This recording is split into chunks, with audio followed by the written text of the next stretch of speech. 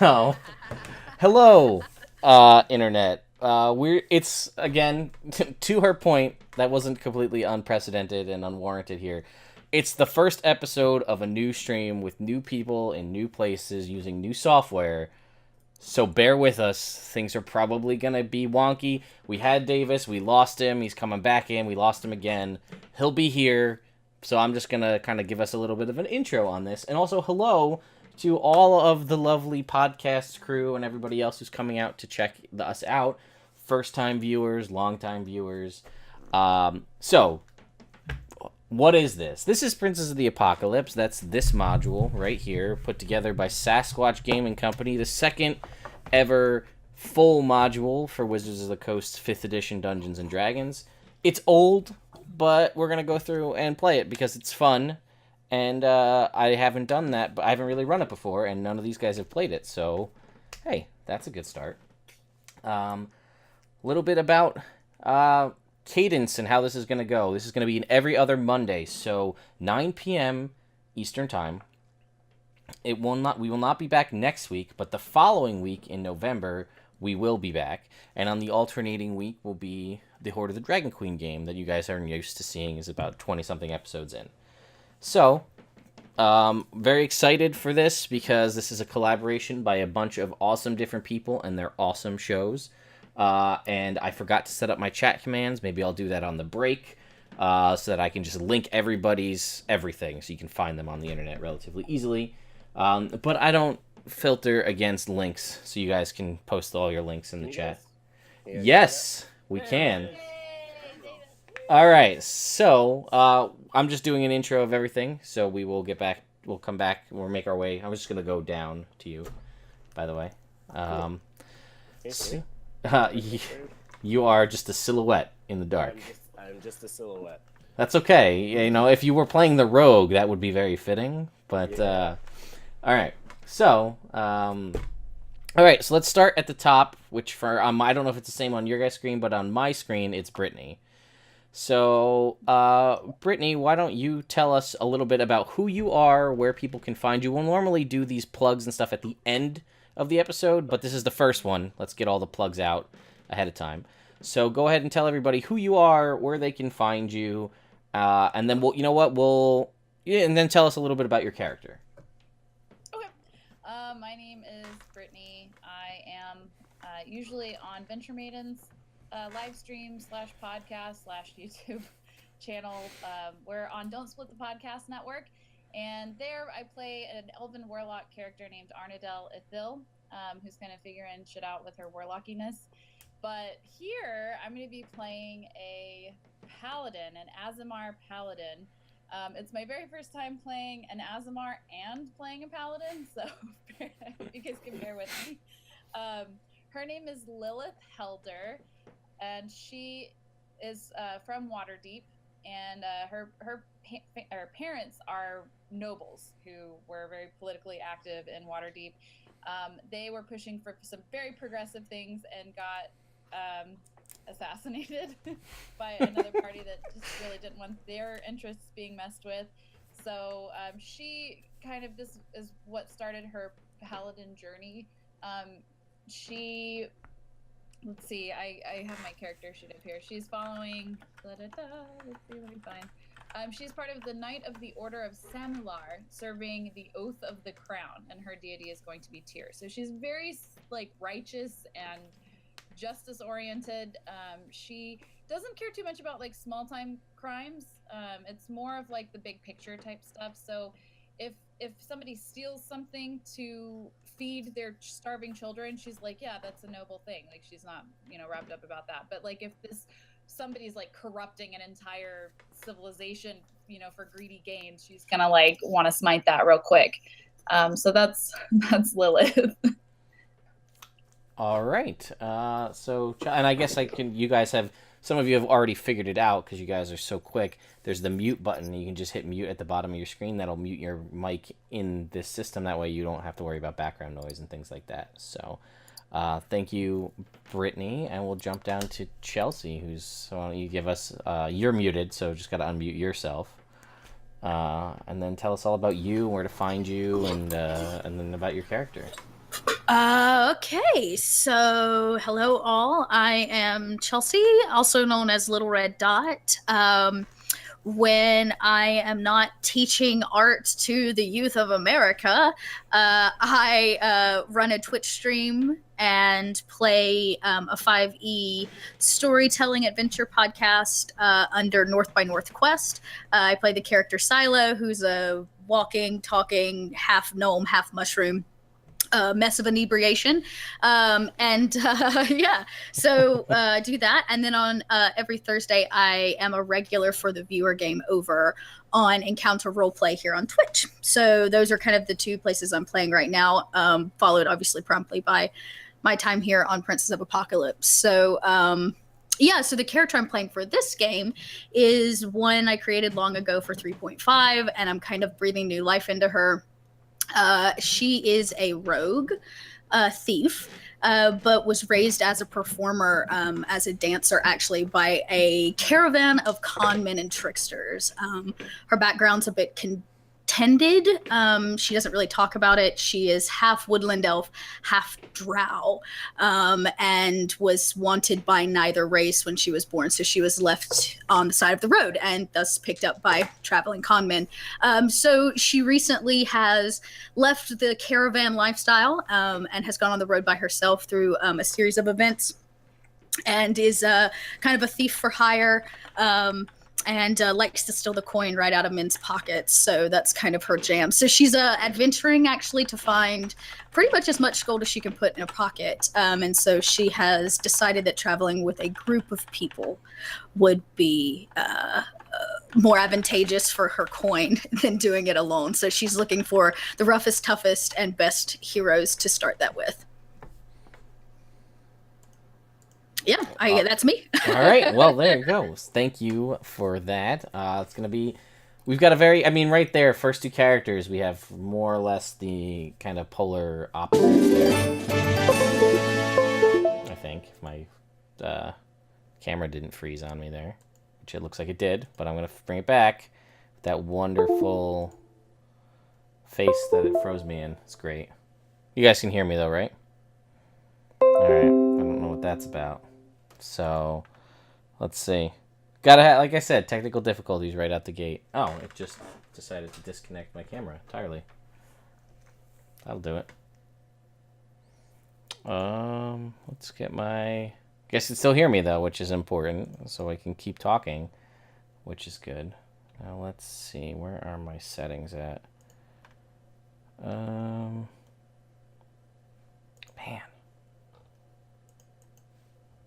Damn, this is annoying. Well, anyway, Bucky, why don't you jump on while I continue to figure out what's wrong with this?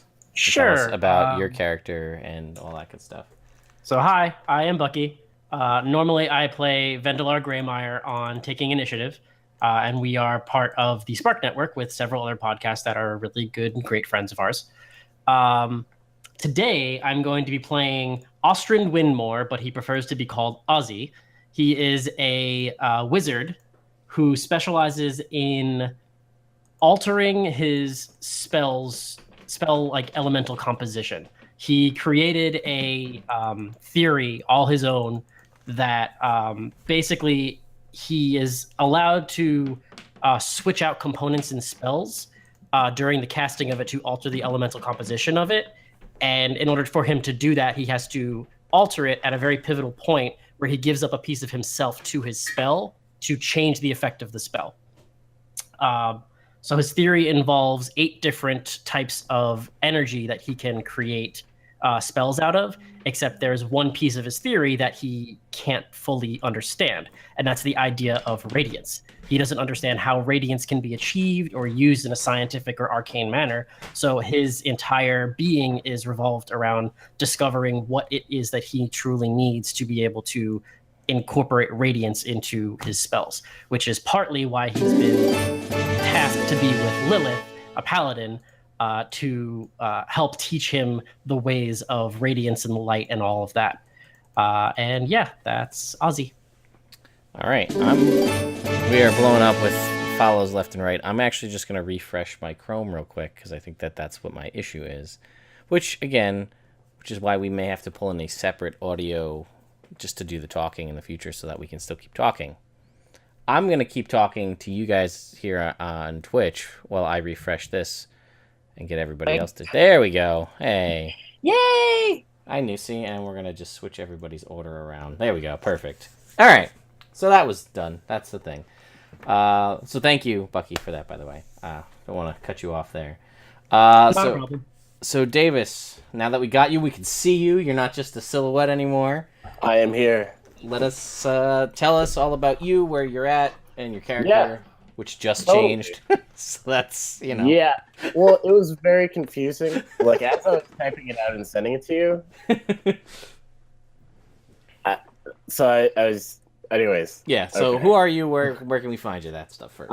Yeah, so my name is Davis, and you can find me at Dank Dungeons, and also we're on Twitch and YouTube. We just finished Season 2. We just finished filming Season 2, or will be. We have episodes going up right now. And you can find us on YouTube and Twitch, not Twitch, Twitter and Facebook. Cool. So find us playing fun games, D&D, and we played Dungeon World last year.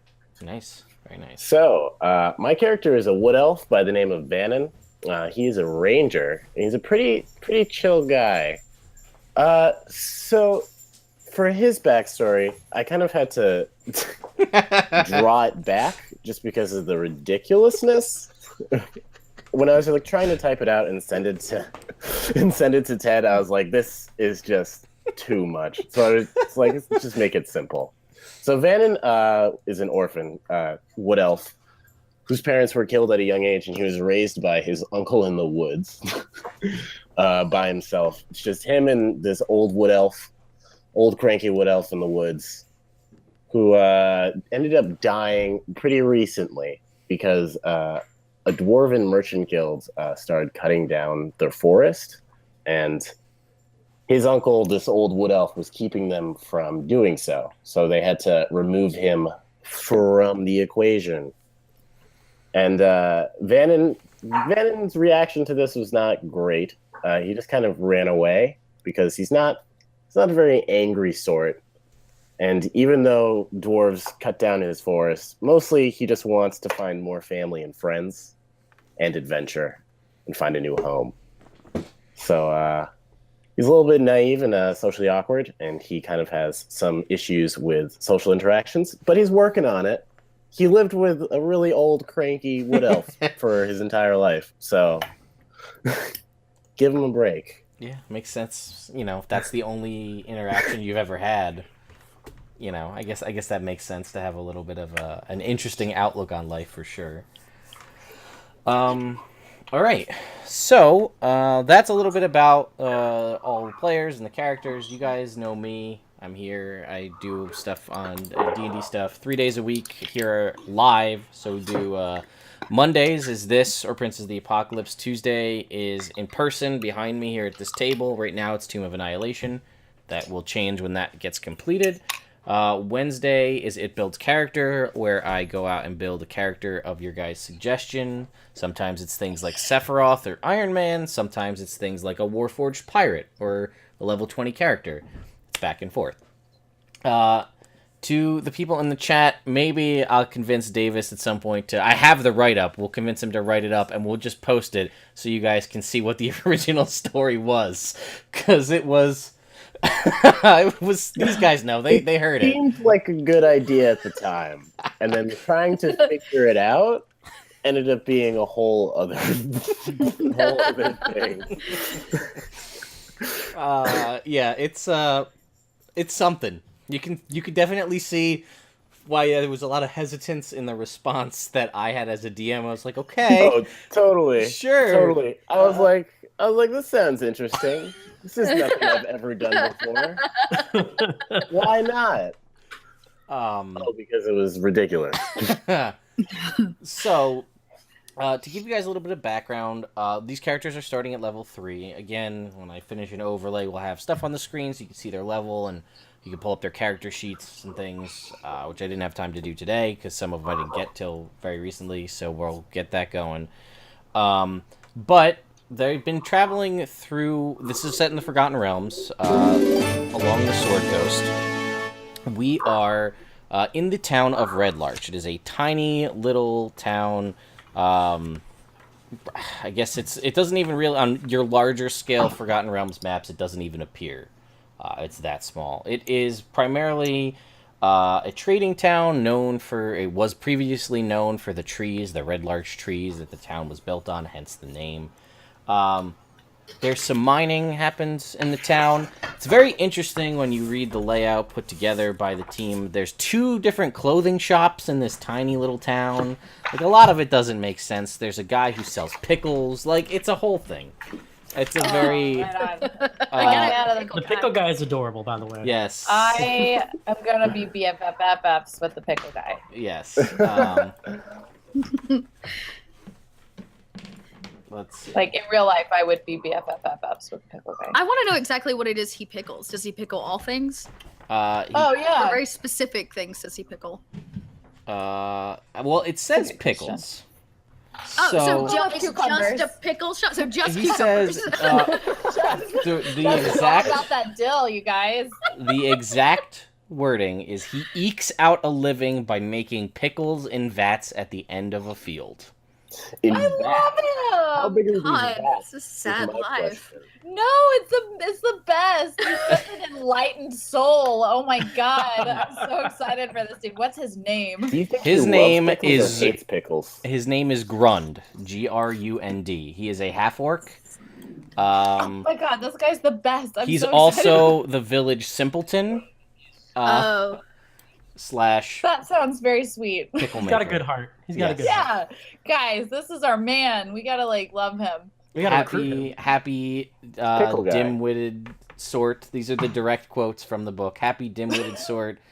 Happy, Wow. dim-witted. The Sounds other like vendors amazing. all pilfer. The other vendors all pilfer from his open pickling vats, and he cheerfully Aw. lets them. Nope, not having that shit. Oh hell no.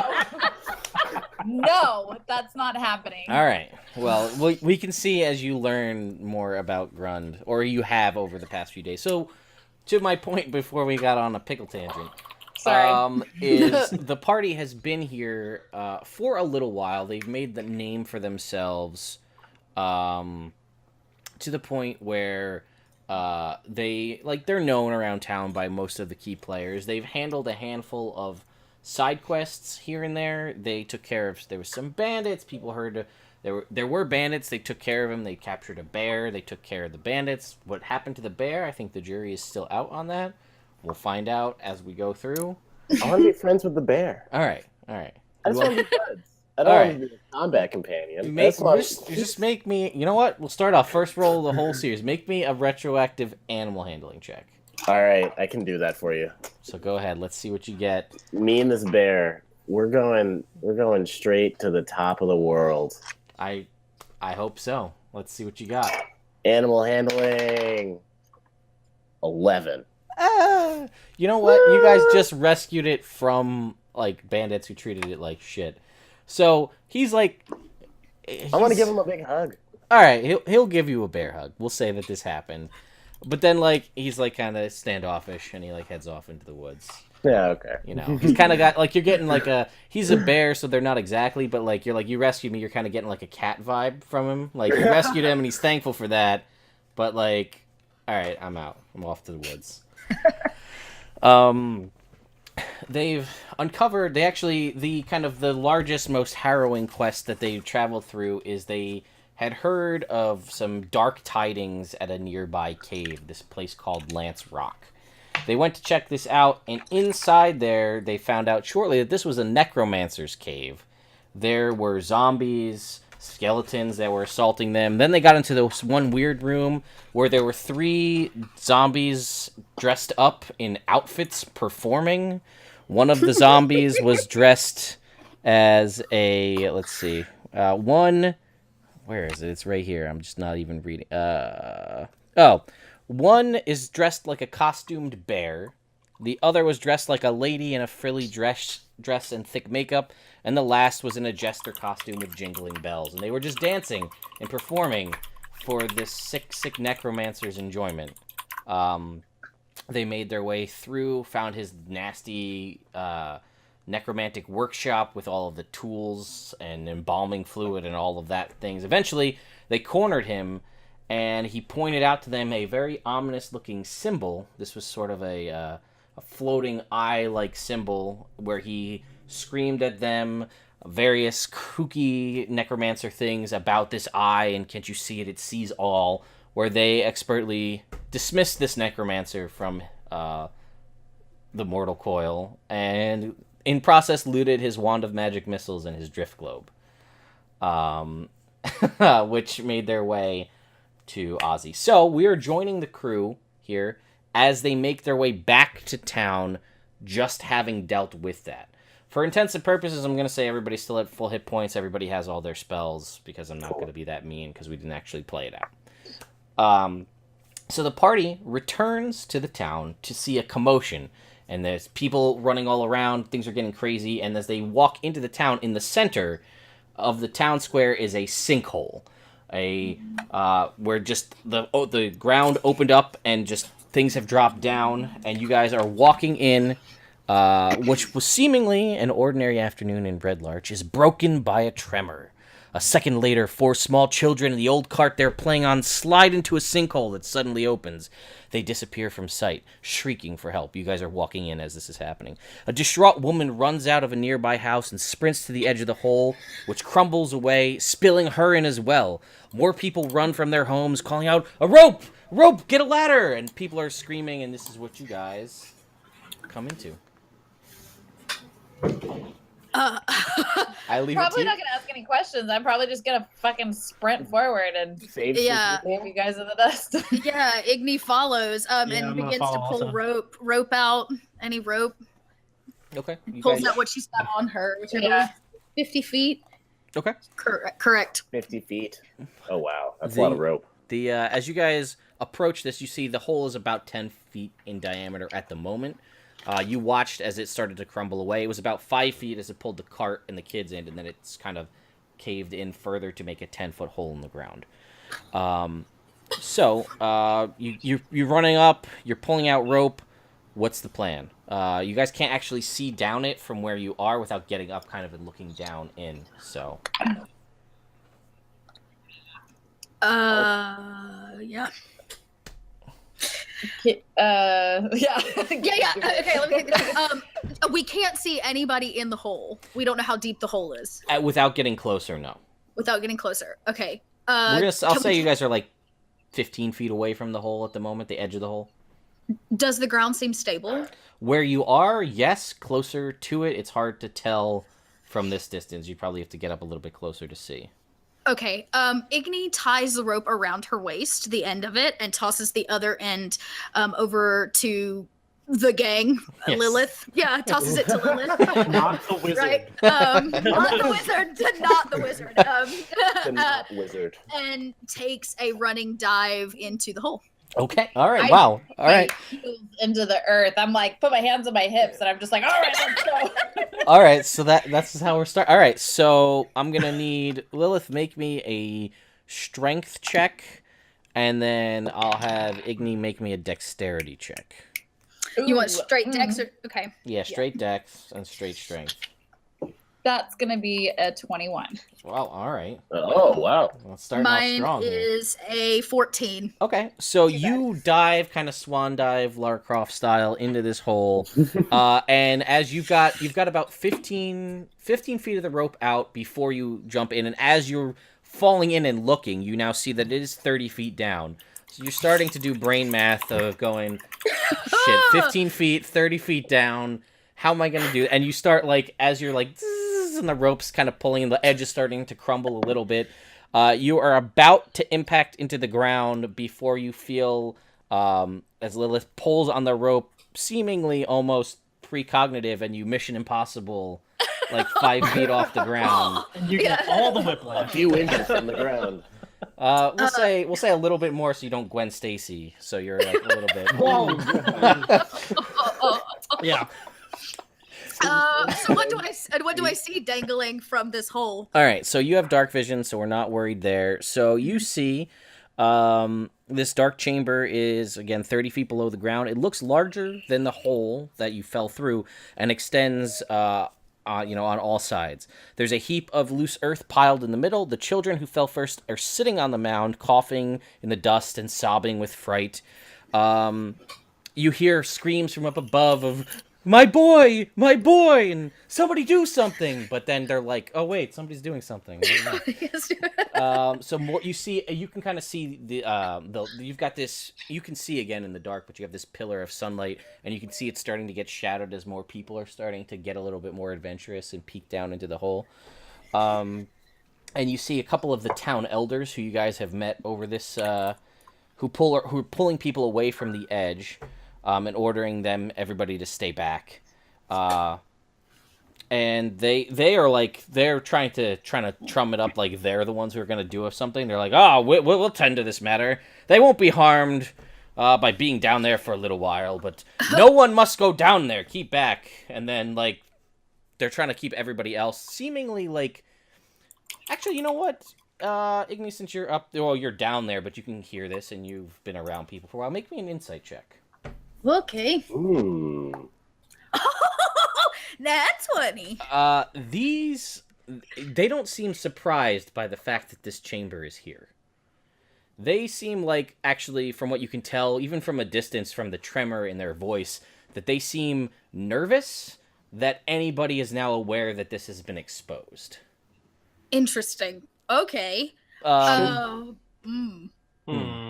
There was a lot of posts pre this, but you're starting to recall now that some of these people were also people that were like sending you on missions to find great treasure in a cave where there was only monsters and no treasure. Things are starting to like, That's a severe eyebrow raise.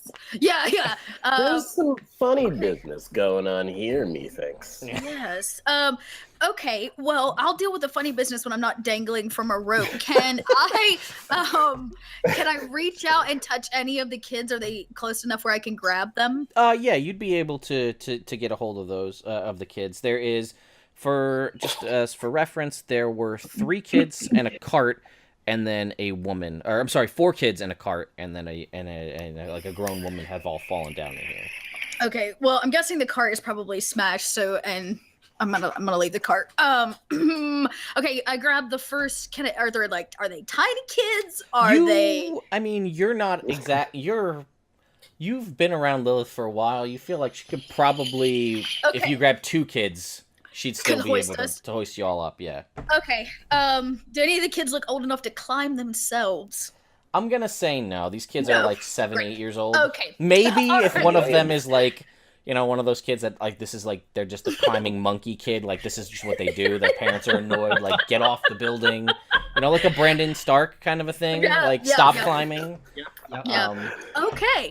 All right. Well, I'll grab 2 of the kids and I kind of hoist them on my hips, I guess, and give the rope a kind of tug to Lilith. All right, Lilith, you feel this tug on the rope. I turn around and I start like just walking away. All right. Yeah. We'll keep the strength check from before. Yeah, you just start basically just walking away, and some of the townsfolk and Ozzy and Vanan, you sit there and you're like, maybe it's easier if she just pulls it, but whatever. Look, this is her thing. So she just starts walking away, and like the rope just. I'm not doing anything. Do you think she wants help with that? I mean, she might. I'm gonna go help her. Okay. Help? I mean, that sounds fine. So. Lilith, I think they're asking if you want help with. I'm asking. Yes. Would you like some help? Oh, do you need help? So right now, Lilith looks like she's just like, I got this, and she keeps like trudging. But if any other children jump onto the rope, she's probably gonna get help. She starts slowly walking backwards. Yeah. You hear is this one of those social cues I'm supposed to understand here? Like, am I actually supposed I feel like you should probably help her. You should probably help her. Yeah, I mean, she's like pretty. I mean, she's got it.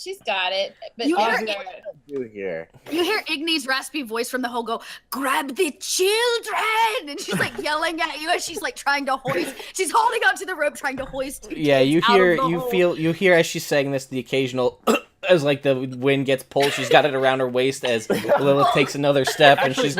where's the pickle guy? He should be helping us out right now with this. You don't see him anywhere. He's probably super strong. You don't see the pickle. You don't see Grund anywhere. Grund is gone? Plot twist already. We'll see. You don't see him anywhere at the moment. Oh, well, we'll think about that. One step at a later. time. Children That's first, right. maybe. Yeah, Igni needs to get these kids out of the hole, so she's kind of trying to hoist them over the kind of crumbling edge of this hole. All right. So, with Vanan's assistance at the actual hole as you're being pulled out, you're able to extricate the two children, and Igni, you are now free to go back down in the hole. And as you guys, Vanan and Igni, as you're there, you do kind of hear this kind of anxiousness and kind of almost palpable from some of these people. And actually, why don't you two make me perception checks? Actually, this would be interesting. Perception. That's something I'm good at. You know, Not Ozzy, you can at make it all. too. I perceve a 1 Okay. of things. You're just too busy being yanked on this rope here. Yeah. I got a 20. Okay.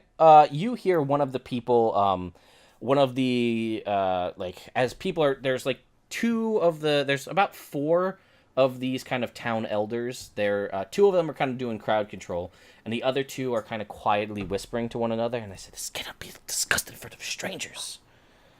The Delvers must not be angered. The stones must not be moved."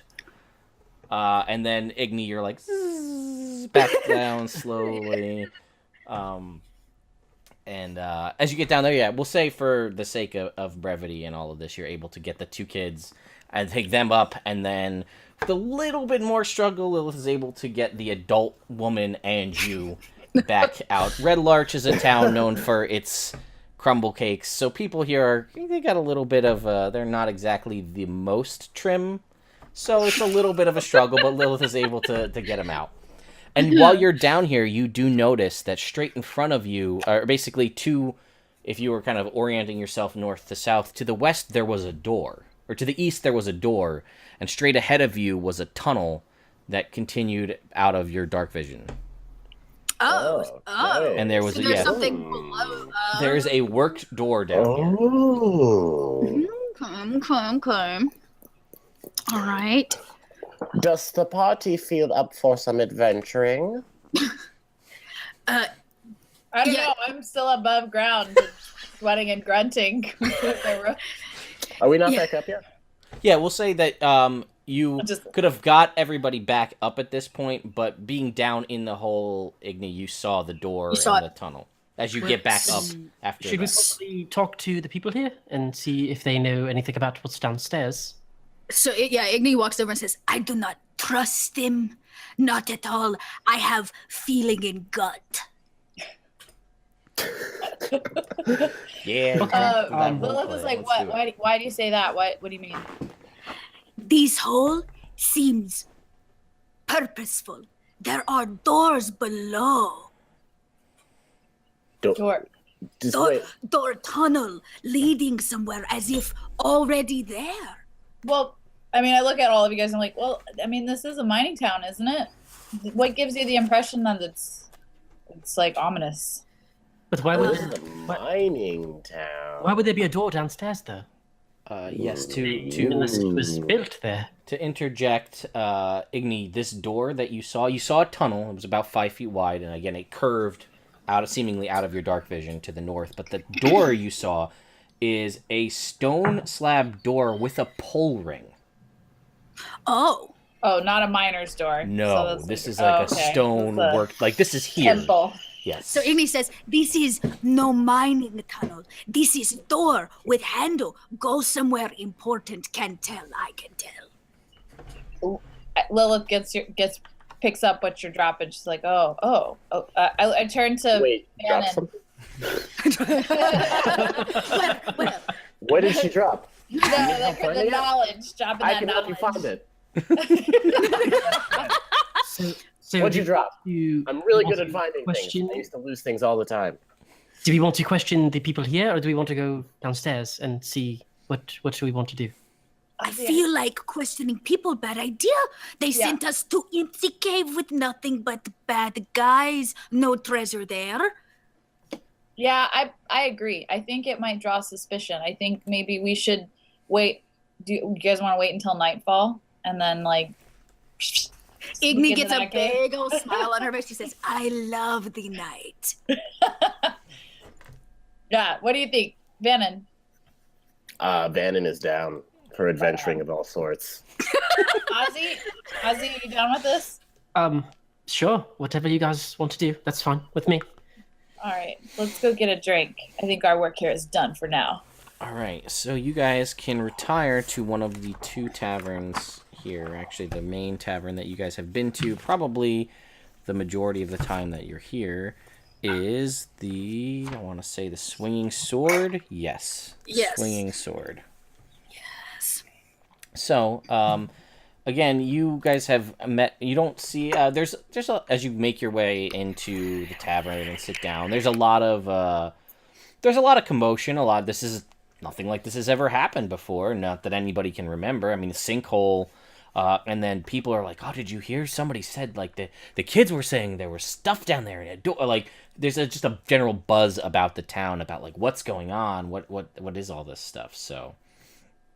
But yeah, you guys are able to acquire and Kaylessa, who's the one who had sent you guys to Lance Rock because she had heard that there's dark tidings there, and she assumed that everything stemmed from whatever was going on there. And she is a generally jovial woman who you guys have gotten to know over time, and she wants to look out for the best interest of the town.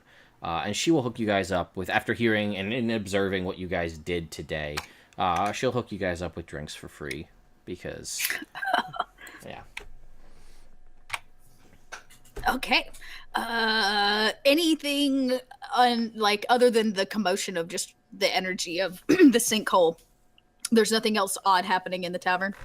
Not particularly. No, I mean nothing out of the ordinary. It's people are still starting to get back to Is Grunt normal. here?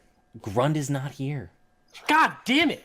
What is happening? He took his pickle. He took the pickles and The bread. world is ending. He's probably standing I mean, outside he's at smartest night, person like here. stirring his brine, just like happy as hell. Everyone took him for an idiot, but he got the hell out before shit got bad. He's the smart one. He's out. You guys will also notice here is Stanner Thistlehair. He's a halfling you've encountered before. He's a bit of a drunk, and he's also one to try to get coin and get information for bribery.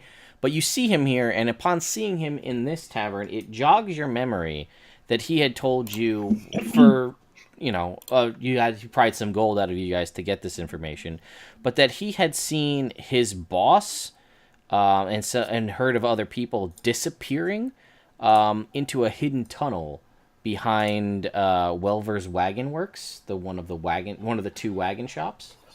And that just kind of Igni just jogs your memory because you saw a tunnel, and Right. now Right. his presence there. Just maybe there's a correlation there. So Igni relays that information over drinks at the table. Says maybe we should question him What should we ask him?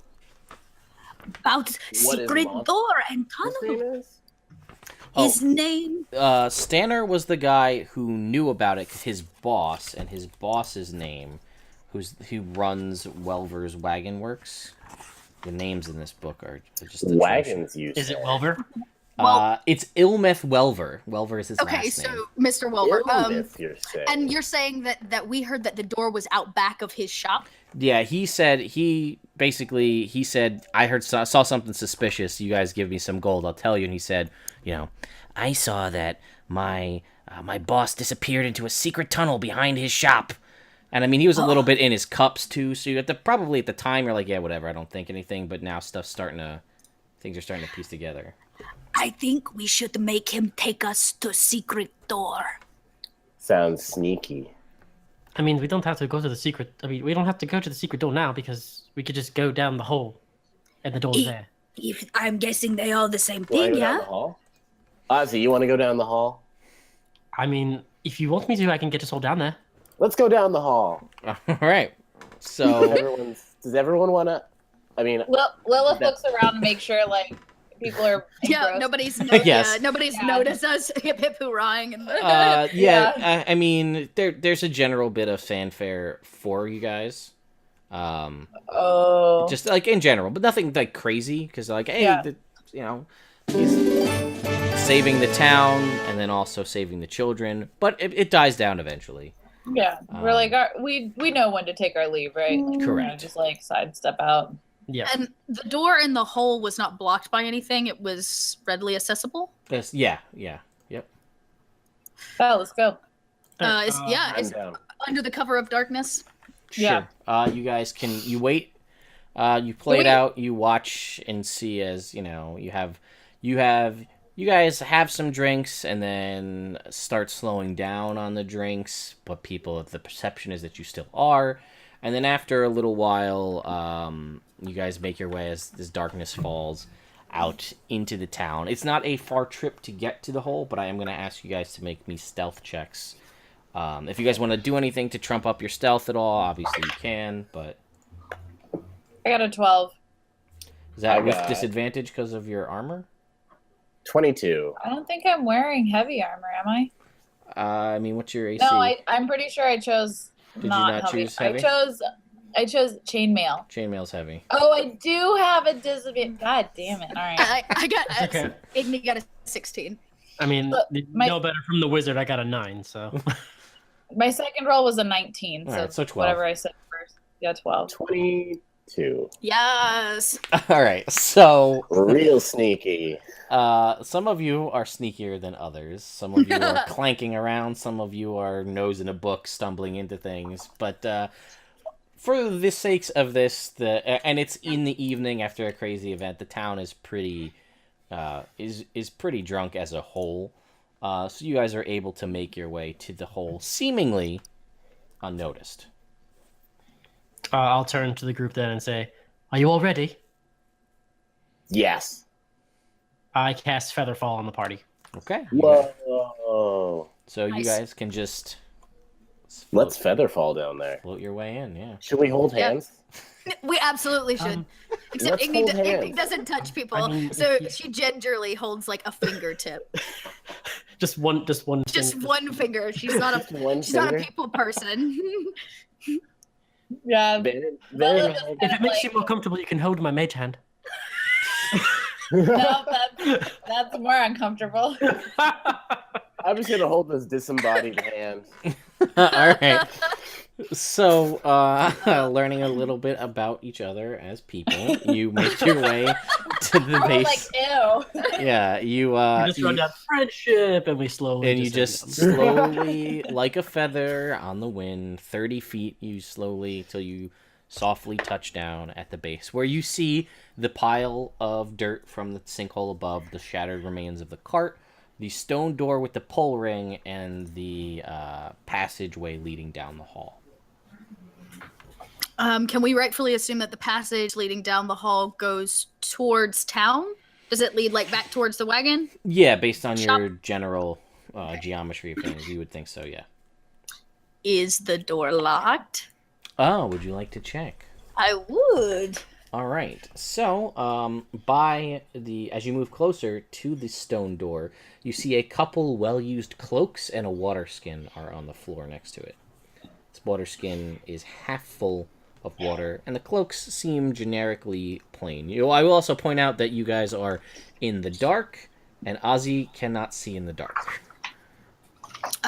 Igni goes, "Look, I found something," and points to. Does it look like somebody like disrobed and just left them in a pile? Or are they like folded? They are sort of, they're just kind of tossed there. Okay. Where are you guys? I can't see you. Somebody grab him. 'Cause everybody else can see in the Grab dark. Ozzy's So. hand. I was muted.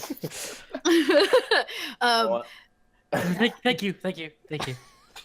Anytime, Ozzy. I'll always be here if you need me. If you need anything, just come to me. Oh, it's a bit weird, but okay. How many robes? 2, 2. 3 Two. robes. 2 robes and water skin. And it looks like they're leading to the door. So can I pull it open? Sure. Did you? Yeah. I mean, you just gonna go for it. All right. You just go for it, and it. Go for it. And it like you feel as you lift up the handle, you can feel that this has got there's the oxidation. I mean, you're probably I don't know if you're wearing gloves or not, but it's rusty, and as you pull, it just it seems like it's easy enough to open. It's not well oiled by any means, but you do slide the door open far enough, and it opens to a hallway that leads down. It's a 5-foot long hallway. So 60 feet beyond this stone door, the tunnel kind of levels out. It is on a descending, kind of on a slight decline. 60 feet beyond the door, it levels out, and you see 2 stone reliefs of stern dwarves in chainmail carrying battle axes, facing each other across the tunnel. Dwarves. Carvings stand. Yes, you actually don't see this, Vanan or Lilith. Igni has 120 feet of dark vision. So actually, it's 60 feet. You guys are right at the edge. The very edge of your dark vision. Beyond that, you don't see. Igni, you can see past. I'll tell you what you see. The carvings stand out from the passageway walls, and they have gaps around them, so they could be doors, and the passage continues on further past them. And you can see that it goes, Igni, continues down even further along the way to another door at the far end of it. Cool. Does it look like people have been here recently, or is it all dusted over and like old and spiderwebby? I mean, there are some spider webs, but it also is an underground cavern, so it's sort of right. So like just movement up above will cause settling of dirt to fall down. So it's hard to say. Although you can make me a survival check since you're asking all these questions. Oh my god. Okay. 14. You do see it's nothing discernible of number or how many. Perhaps they travel single file to hide their numbers, but there are footprints in this dirt because it is where you came from was a dirt floor, and then you see smatterings of dirt before it kind of is now as you look further down, it becomes worked stone. The floor is worked stone, but there is like boot prints essentially mixed up, but it's just loose dirt. While she's looking in, I want to look at the people who can actually see and be like, is it safe to light something so I can see? Yes, it is. Do it. At least I think so. I would like to turn on my conduit.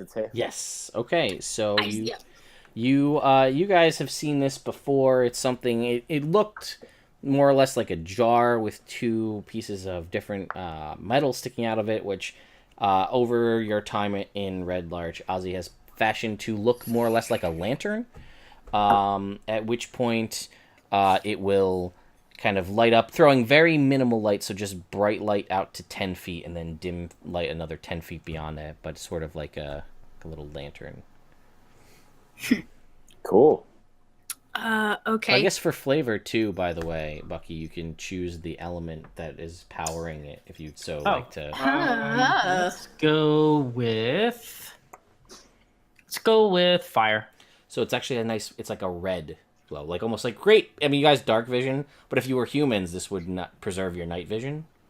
So it's like a soft red light.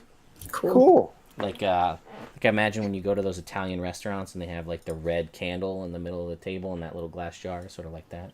Tactical Would the flashlight. product be like red. a black light? Yeah. Maybe. We'll cross that bridge when we come to it. Yes, like a tactical flashlight. Next time. So Igni looks at the group and says, would you like me to go first? I think that might be wise, since you can probably see the furthest. So Igni kind of starts down the tunnel and would like to stop to investigate the 2 statues in the wall. Okay, so they are clearly statues here on the wall. Got that covered. Do you, when you're just inspecting to see what about them? I mean, I'd like to make sure. You said they have 2 battle axes in hand. Yeah. Well, they're basically like you're walking down a hallway, right? And then this side and this side, they're turned facing each other with axes in hand. Yeah, I'd like to make sure we're not like walking into a trap or there's not a mechanism there that I should be aware of. Go ahead and make me an investigation check. They're just standing as guards, right? They're not like pacing or anything. No, they're stone. They're stone statues Oh, dudes. with in chainmail with axes. Yeah. So I only rolled a 9 on the investigation on it. Okay. You see, what you can tell with your 9 is you're like, yeah, I'm pretty sure I can push these, and they'll move. Okay. So I turn around and I go, I believe these move. And she looks at Lilith and goes, can you, use muscle? yeah. All right. All right. Always. So as you guys move, you're able to move up to these little, and you have basically, if we'll just keep these in a cardinal direction. So you have a north. If you're walking east down this tunnel, you have north and south. Which one would you like to push? North. Okay, so you easily, almost as if it's designed to slide this out of the way, and you guys see a tunnel that goes another 60 feet down this hallway before it curves out of sight. Northward, like Northward. Behind the. Correct, like in the same direction as that tunnel, like the other tunnel that you saw when you came in, leading that direction. Yes. Nothing else in the hallway? Nothing in this hallway, no. And then again, looking again further down that hallway, by the way, just continuing eastward, not going by the traps. Now that you're up here, Lilith, you can see as well. It just looks like a long hallway that leads eventually to a door. Another door. Yes. It does seem to be slightly ajar. Oh. And you see above that door, about 5 feet up, the door has a 2-inch wide. I'm sorry, about 5 feet up on the door has a 2-inch wide, foot-long horizontal slit. Probably one of those like peer through and shut, but it is open. Like, or ajar, I should say. Ajar. Yes. Do the footprints continue to lead that direction, the ones we saw earlier? Yeah, eventually, though, the dust just kind of, like the dirt just kind of, it becomes so not breaks it up. Consistent, it's just like dirt in the hallway. Oh. Igni turns and goes, well, which direction? And you do still have the other statue that you haven't pushed as well. I turn around to Vanan and I'm like, aren't you? You're pretty good at tracking stuff, right? Don't you think we should follow?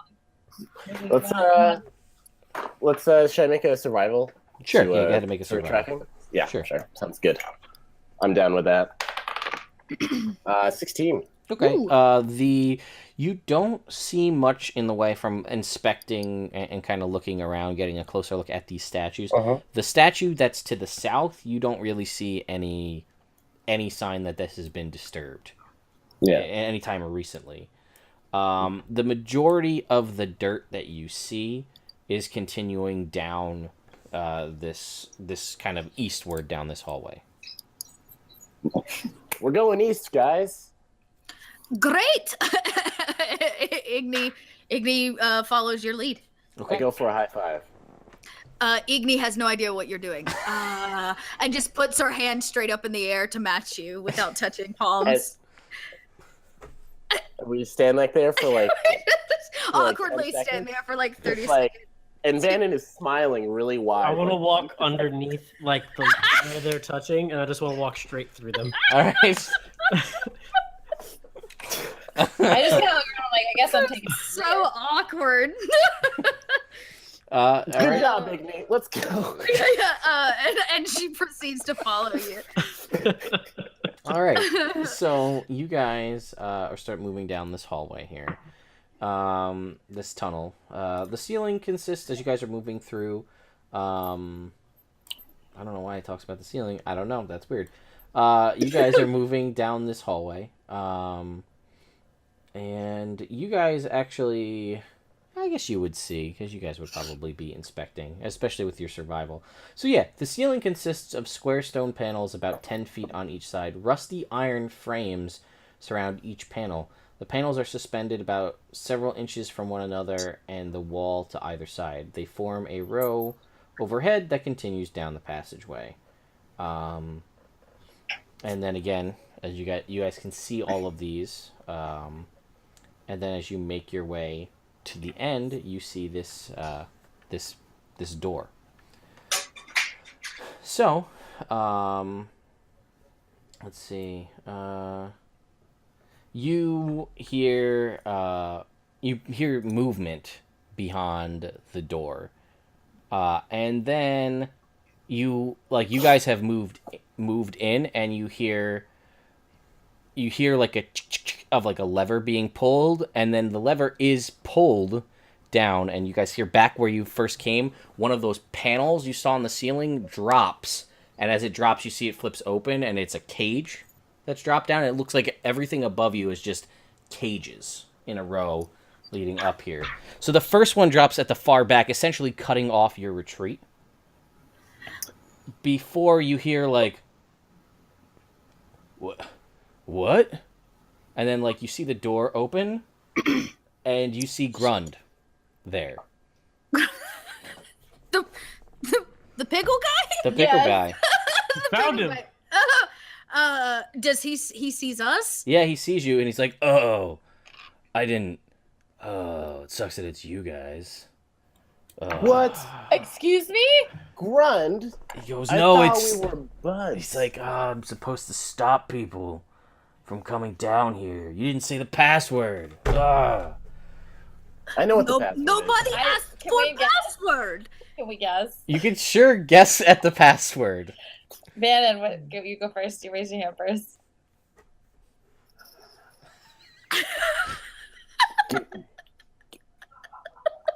Gherkin.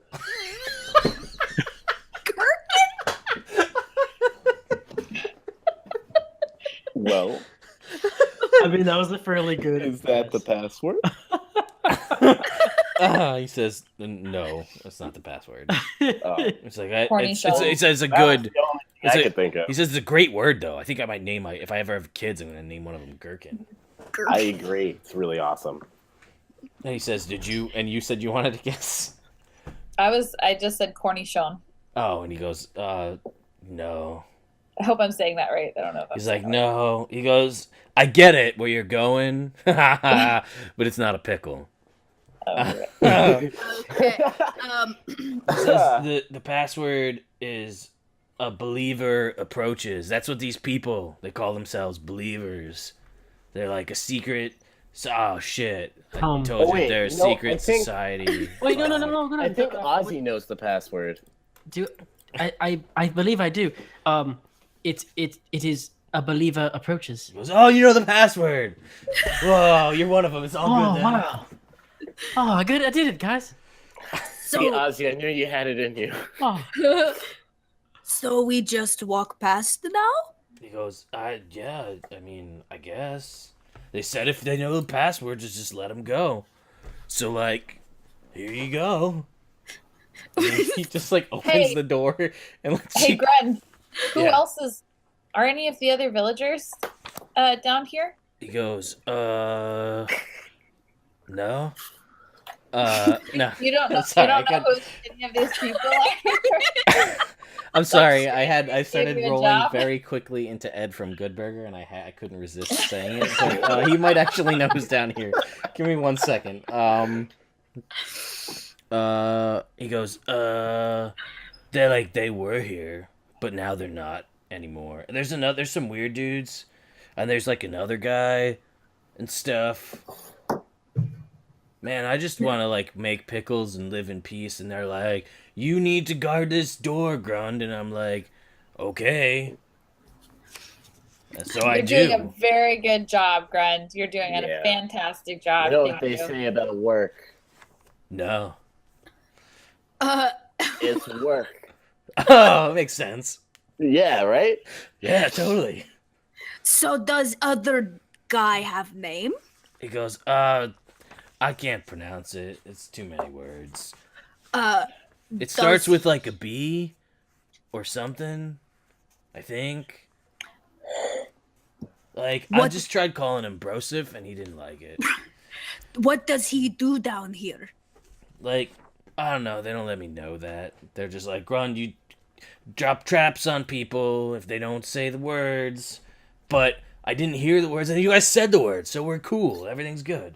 yes. Yeah, we said the words. Yeah, you Yeah, guys are yeah. good. Yeah, you're believers. I Yeah, go to give yeah. Grund a high five. And he goes, yeah, and he gives you a high five. Vanan is really happy. The first time he left this forest, he saw someone give another person a high five. He's just been trying ever since. This is the first Nobody success. knows. So forward. Yeah. Yeah. Let's go. Go I for believe- it. Yeah, yes. Hey, Yeah. Red, do you have any pickles on you? He goes like, you know, and he like pulls out from like his robe, like vest pocket. He's just got like a handful of pickles. He's like, never travel. I grab it wholeheartedly. I'm stoked. I give him a silver coin, and I'm like, do not let anyone take this. He's like, all right, and he like puts it in his pocket. Yo, Right. Grunt is the best. Yeah, Grunt's rad. I told you guys. So we're now munching pickles, Grunt walking is- down a dark hallway. Yeah, I had them out to you guys. We're just like, Yeah, all right, we're good. it's like now all the enemies smell the garlic, so they have advantage on their perception. I'm just kidding. Oh. So you guys, let me describe to you the room that you're in before. So like, because you were sort of in like almost like an antechamber to this larger room where he kind of stopped you guys. Where the like there's the door, and then there's like another door behind him where he was pulling the levers. You see, there's a series of 10 levers basically, which are used to just, you know, because if somebody starts running, they can pull the back lever and then pull a front lever and trap them in there.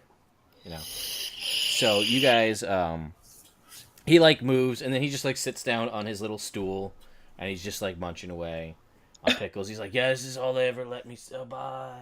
And like you guys leave. Bye, Grunt. Bye. So you guys move.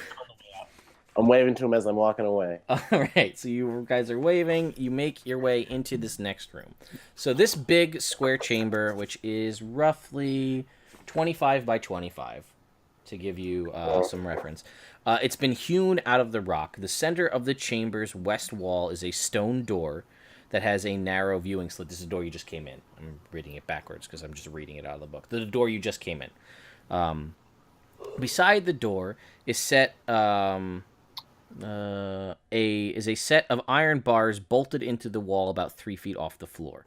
10 oiled chains are secured to the bars, leading up to a hole bored in the ceiling. Another solid stone door is in the middle of the east wall. An 8-foot-tall rectangular stone stands upright in the room's center. Oh man, did I lose internet as I'm talking?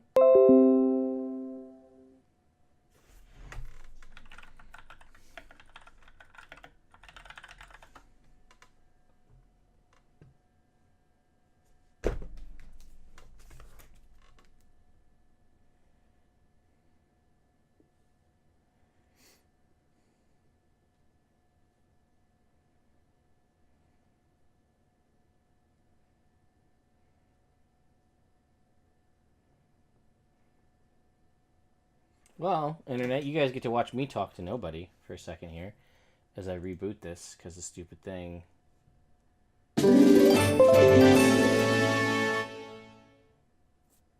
Ha! Hi. Hold I on, think I'll we take can a break.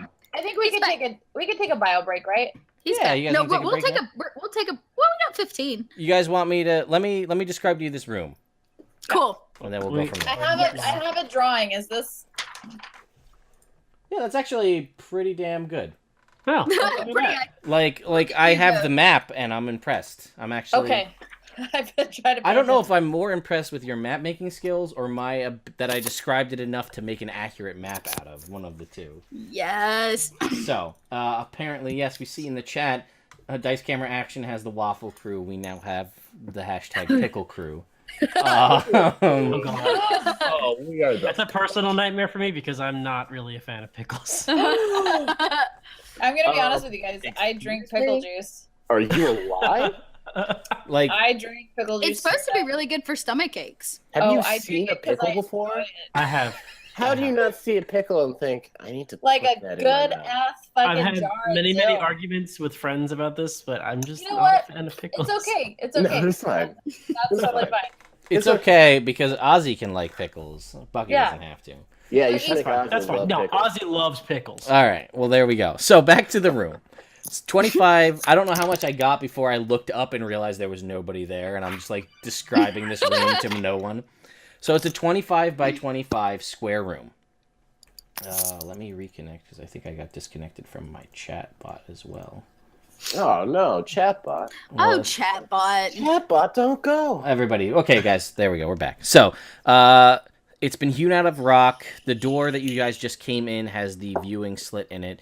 Beyond that door is, beside the door is a set of iron bars bolted into the wall about 3 feet above the floor. 10 oiled chains are secured to the bar, leading up to a hole bored in the ceiling.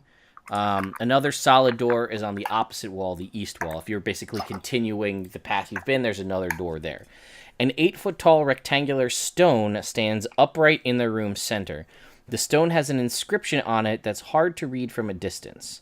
At the foot of the standing stone, a small human is pinned, face down by rocks placed atop his arms, legs, and back. He is barefoot and wears ragged clothes. Did you say a small Are we human? gonna say hi? Yeah, it dictates a small human. Yes. Okay. So not not like a petite gnome, adult a petite. Ozzy's a small human, so or a child. As you guys move closer, which I'm gonna assume you do, you realize it's an 11-year-old boy. I'm gonna help okay. him out. Okay. Yeah. That's the right thing to do. yeah, definitely. While you're doing that, can I make a perception check? Because something seems real off about Yeah, this. I would. Igni would also like to perceive Yes, weirdness. perception checks, and Vanan, you can help him as you so choose. So, let me know what you guys get for perceptions. 16. 16. Oh, I got a 15. Okay, so you guys look around the room.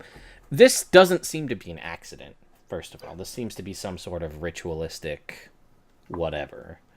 You don't see anything specifically. The inscription says, "Displease not the Delvers." This is the Can I- yeah, good. History check. Sure, Yeah, can I make one too? absolutely. That's Ooh, like that's a bad my roll. forte. I got a 7. I got a 27. Holy what? Wizard. Jesus criminy, really? It's the wizard, man. Holy shit. Um, Is it written in common? What is it written? it is written in common, inscribed in the stone. Inscribed in it. Okay. Yes. Believe it or not, unfortunately, Ozzy, even with a 27, Delvers, obviously you know the etymology of the word Delver and anything that could Yeah. be done with that, but the only thing that strikes you is you guys kind of all overheard that when the townspeople were in a hush trying to shut everybody up, that one of them said, the Delvers must not be angered, the stones must not be moved. And this is Okay. the second time the word Delver has come up. I'm Vanan, going to mention sorry. that to the rest of the party. You guys all hear this, and this again, especially you guys that heard this before, Delvers seems to mean, has a greater meaning. What it means, you don't know. All right. Vanan, smell- you're... what's up? Oh no! Hearing this, Lilith's like, I smell some mother corruption, and she goes into like on mode. She's like, move those goddamn stones right now. I'm all right. good.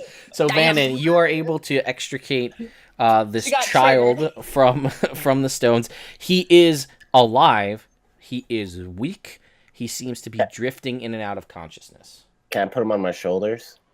You can. Also, if any of you guys have access to healing, it may help to stabilize him. He is feeble, That should be a thing that happens. which would probably be only, I'm going to guess, Paladin. Lilith with lay on That lay hands. on hands, yeah. Yeah, lay I on have- hands. Yes, you have 15 Yeah. points of lay on hands at level 3. 5 times your paladin level. Yes, 5 times your paladin level, and you can break it up in any amount of points you want. You just basically touch your hand to him, and he'll heal Oh. for... And you can cure poisons. It can. He doesn't seem to be Oh. poisoned or diseased. He just I seems don't know to why I be... did. Oh, healing hands. There it is. Well, next. that's I can touch something your- different. That's an Azamar thing. You've got extra.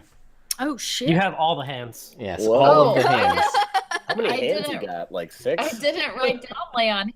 You got like 6 hands? Yeah, lay on hands is one of the... Divine Sense and lay on hands are your 2 paladin, like, level 1 abilities. And Sure. lay on hands just levels up as you level up. All right. Well, let's. Oh, I see it. I didn't write that down like a jerk. It's So okay. yeah, I'm gonna do. That's probably better than healing hands. They're huh? basic. I mean, healing hands would do. It does your level, worth of HP. He's a little kid. You imagine that he doesn't have a ton of HP, as it were. Okay. So Commoner health. he's got commoner health. He doesn't have a lot. He has a decent amount. So yeah, your healing hands ability would probably do enough. We'll do that because I think it looks like lay on hands is a bit more powerful. So yes. So he gets a number of hit points equal to my level. Okay, so he gets 3. He revives, and he's, like, terrified because he's been in this room for you don't know how long, and you are a group of strangers. I mean, he may have seen... Actually, I don't know if you guys... you do recognize him. You've seen him around. So he's not as put off by you guys, but he's just like, please let me go. Yeah. I just want to get out of here. I just want to be... And he's just very nervous. But he seems to be feeling better with this magical healing that he's just received. Igni attempts to calm him down a little bit and maybe get some information out of him. Okay. So she's gonna talk to him and say, "Shh, it is okay. We will not hurt you. We are going to take you home. Who did this to you?" And he says, first of all, another follow on there. He is going to ask you guys, in the process, as you guys are coming up to him and being nice to him. I guess I should also point out, you notice that the stones placed on him were enough to detain, but not actually break. Like, they didn't break any of his bones or anything. He was just, they were carefully picked, these stones. Okay. So you ask him who did this, and let's see what he actually knows. He says, he says, I didn't really see, their face, but I got in trouble because I didn't deliver a message that I was supposed to do, and then I didn't want to get in trouble, but they told me I'd get in trouble if I didn't deliver it, and I didn't, and then they got me, and they put me down here. And he says, I was supposed to take a message from my dad and give it to that guy who runs the one wagon shop, and I didn't read the paper because they told me I'd get in trouble if I read the paper. I didn't read the paper. And he's just like, do you guys have any, like, food or water? I'm, like, really hungry. I've been down here for, like, 2 days. Oh my god. Oh my god. Igni pulls out some rations and her water skin and passes it off to the boy. Oh my god. Do I have any cotton candy or any kind of candy? You said? Yes. Something sweet? You know what? I will say we can add this as something you have. You have like at this point probably a half a pound of like maple syrup candy.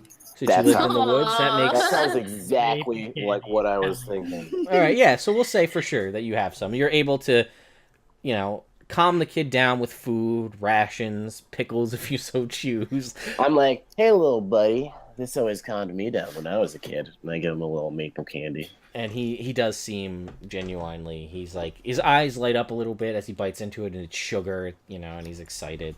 I pat him on the head. And he starts to calm down. He says, you guys shouldn't be mad at Grund. He's not one of the bad guys. They just make him do stuff. Nah, Grund is the best guy. Yeah, we know, honey, we know. Apparently he's super knowledgeable according to the book, so I'm going to tell you guys what he knows. Okay. I feel like he's wise beyond his 11-year-old years. He's seen some I'm okay things. with this. Yeah, I'm a little jealous of the lots same of meta. He says, he goes, I heard him talking about believers, and I think that's like a group of people, and I think my dad's one of them. And I think the bad wagon guy, he's one. And then there's some other guy who I never really seen before. And then there's another guy. And his name is... Oh, what the hell is this guy's name? It's like... The names are like... His name's like Marlando. Marlando. Yeah, or what is it? It is Marlandro. My mistake. Gelker, who I believe is one of the towns. Oh, he runs like a goods shop, It's you guys didn't really go to it too much because it was kind of seedy. It's Was it the barber guy? Yep, the barber guy. Okay. Yep. It's kind of like a fence, I think, right? It's what you kind of could gather from what you could tell. Okay. And he says, it seems like it's mostly the important people in the town. And they said something about delvers, and I don't know what those are, but they said they're down here, and like don't disturb them, or something about stones. And you know, he goes, but like you guys don't have to be mean to my dad. Like this is probably just what happens to like every kid that doesn't deliver messages, right? I mean, this is just normal. Ooh, nah. Yes. I was an only child. I don't know, darling. Here's a pickle. I don't know, darling. Here's a I'm like, pickle. guys, don't run it for him. He's gonna find out he's being abused. Like, don't break that perception. it's gotta be a gentle, shallow, into the depths, right? Like, he doesn't need to be cannonballing into this right now. Oh my god. So here's what you do. Go to Pickle Man. He'll take you home. Yeah? Oh, And okay. he points down the hallway and says, "You here is another pickle, and we are going to find the Delvers." Tell him that the believers said it was okay for you to go home. Yes. You're okay. Yeah. We can probably go And with him, right? before you go, do you still have letter? He goes, I don't have the letter anymore. Oh, damn. That's okay. That's okay. That's okay. Yeah. It's Under okay. the breath. Under their breath, Pats you him on can the just hear. God. Okay. And Igby pats him on the head and like pushes him just straight down the hallway. Okay. You guys are able to get him back to Grund, essentially, and he leaves your guys' view there to head back towards wherever he's going to go. And at this point, I think we can probably take a quick break, 5-10 minutes, if you guys want to go bio break or get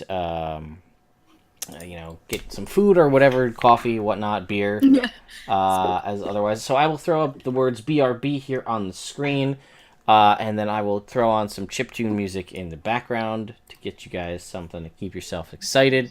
And I'll just ask you guys to just mute yourselves in the background, and then we'll be right back, guys. Back up. Okay, so welcome back, everyone. Thank you for everybody who hung around in the chat, and all of the active chat participation. There are, I guess I should throw this out there before we jump back in. I do have a series of commands. I linked them before the break, where you guys can do, you can go and see. I will have links in the chat for all of these guys' character sheets in the future, so you can pull up and actually see what they're playing and who rolled what stats and whatnot, if you're curious.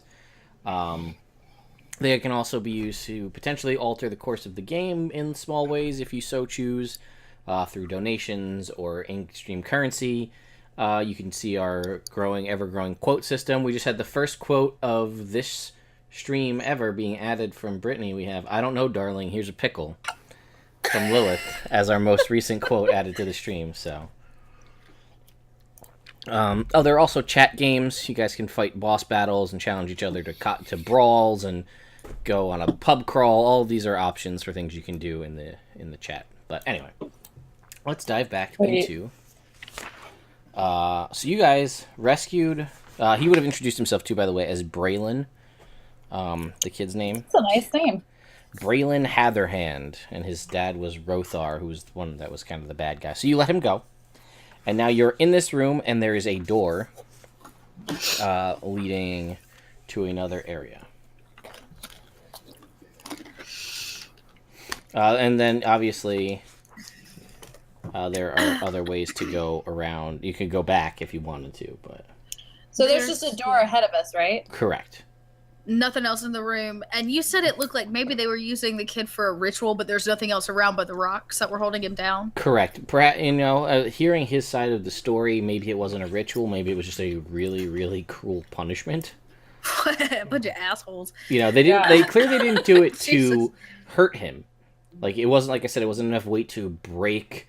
There were no lacerations, just bruising from the pressed weight on his various limbs.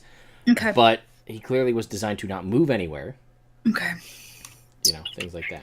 Now That's that a I can fucked see up things are punishment. getting a little dicey, I would like to do the wizard thing and cast mage armor on myself. Okay, you can mark that down. You now have mage armor up.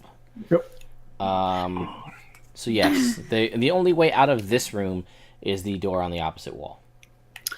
All right. Amy looks at the group and says, forward? Forward. Igni, Forward? yeah, do you want to check for traps? Can you do that? Sure. Can I, great DM? Yes, of course you can. Always can. What do you go- want for that? Just an insight, or do you want an investigation? Let's go with investigation for now. Only an 11.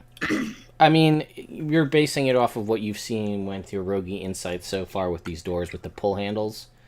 Doesn't really seem like there's a ton of ways they could be trapped. It's not impossible, but you don't see. Yeah. Anything in particular in this room makes me think. Is the door unlocked? The one at the far end of the room? Correct. Yeah, it is again another one of these stone doors with the. Doors that just pull open. Yep. I see nothing of much concern. All right, let's turn behind you. Let's go, you guys. Let's go. Yes, I'm let's do it. pissed. Yeah. All right. We got. Yeah. Lilith is. She's ready to take out some vengeance. So you guys open the door and you pull the door into this next room. So this room is 50 feet square chamber, That's much also larger. hewn out of rock. The floor is rough but flat. The walls show the chisel marks. I don't know how you would know this. The chisel marks of the original builders. And the ceiling is about 10 feet high.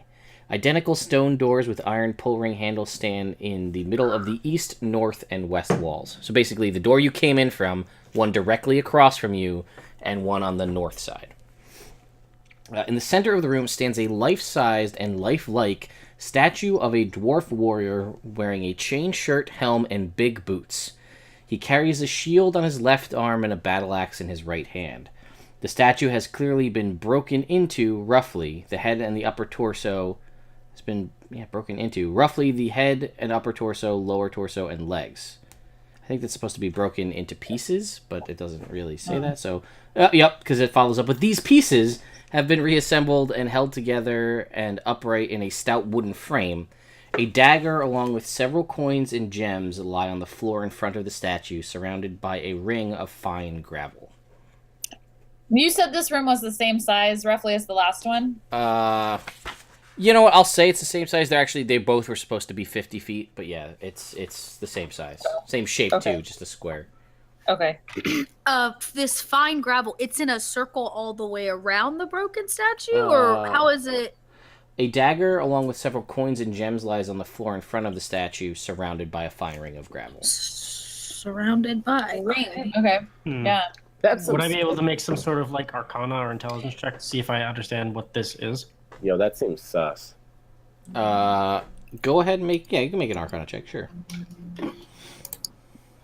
Like, does it look like if the thing had, like, a tremor knocked loose the dirt, or more intentional, I It's guess? like a perfect circle, right? This is a perfect circle. This is a made circle. I rolled a 19 Arcana check.